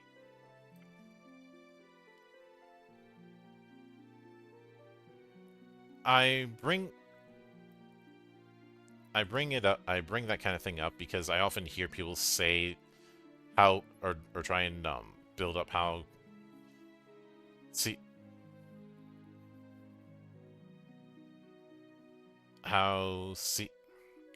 CR is bringing people into the hobby, and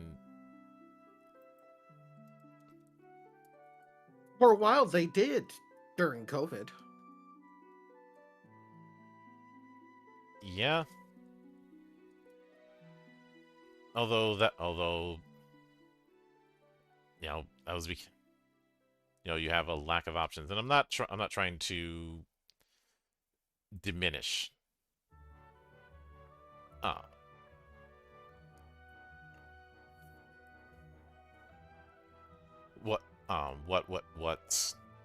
what contributions there are. It's more of a observation.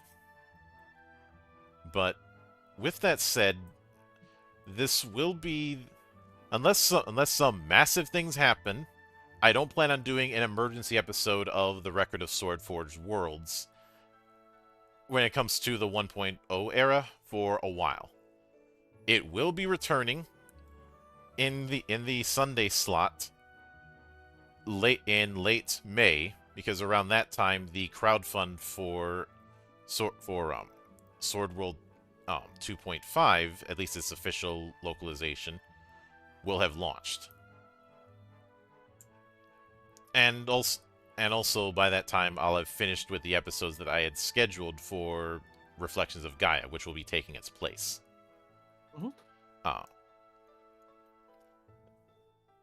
And I can say that even though there's only been a few episodes for the 1.0 era, I did want, and that isn't the one that's officially translated. I wanted to cover it because I wanted to set up a foundation to show that there's a lot more than I think a lot of people fully grasp.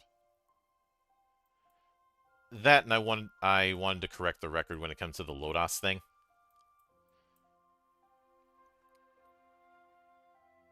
I mean, fair. It does tend to get annoying when people keep on spouting the incorrect information. Mm-hmm. And as somebody who had to deal with the 4th edition feels like an MMO argument that annoyed the hell out of me in the late 2000s. But with that said, tomorrow I will be doing an interview with Wade Dyer on the 2nd edition of Frag Eternum, which is his little love letter to Bloodborne.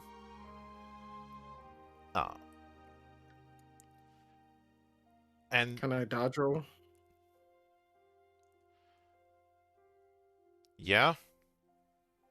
Cool.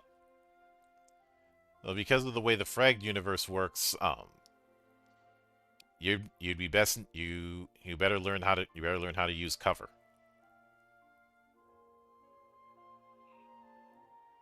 Hold on, let me bring a cardboard box everywhere. It's cover and stealth. Mm-hmm. But and of course, there's going to be a few more things planned in the coming days. But until then, on behalf of the good brothers present and not present, may your adventures be grand and your treasures myriad. Stay frosty. Take care.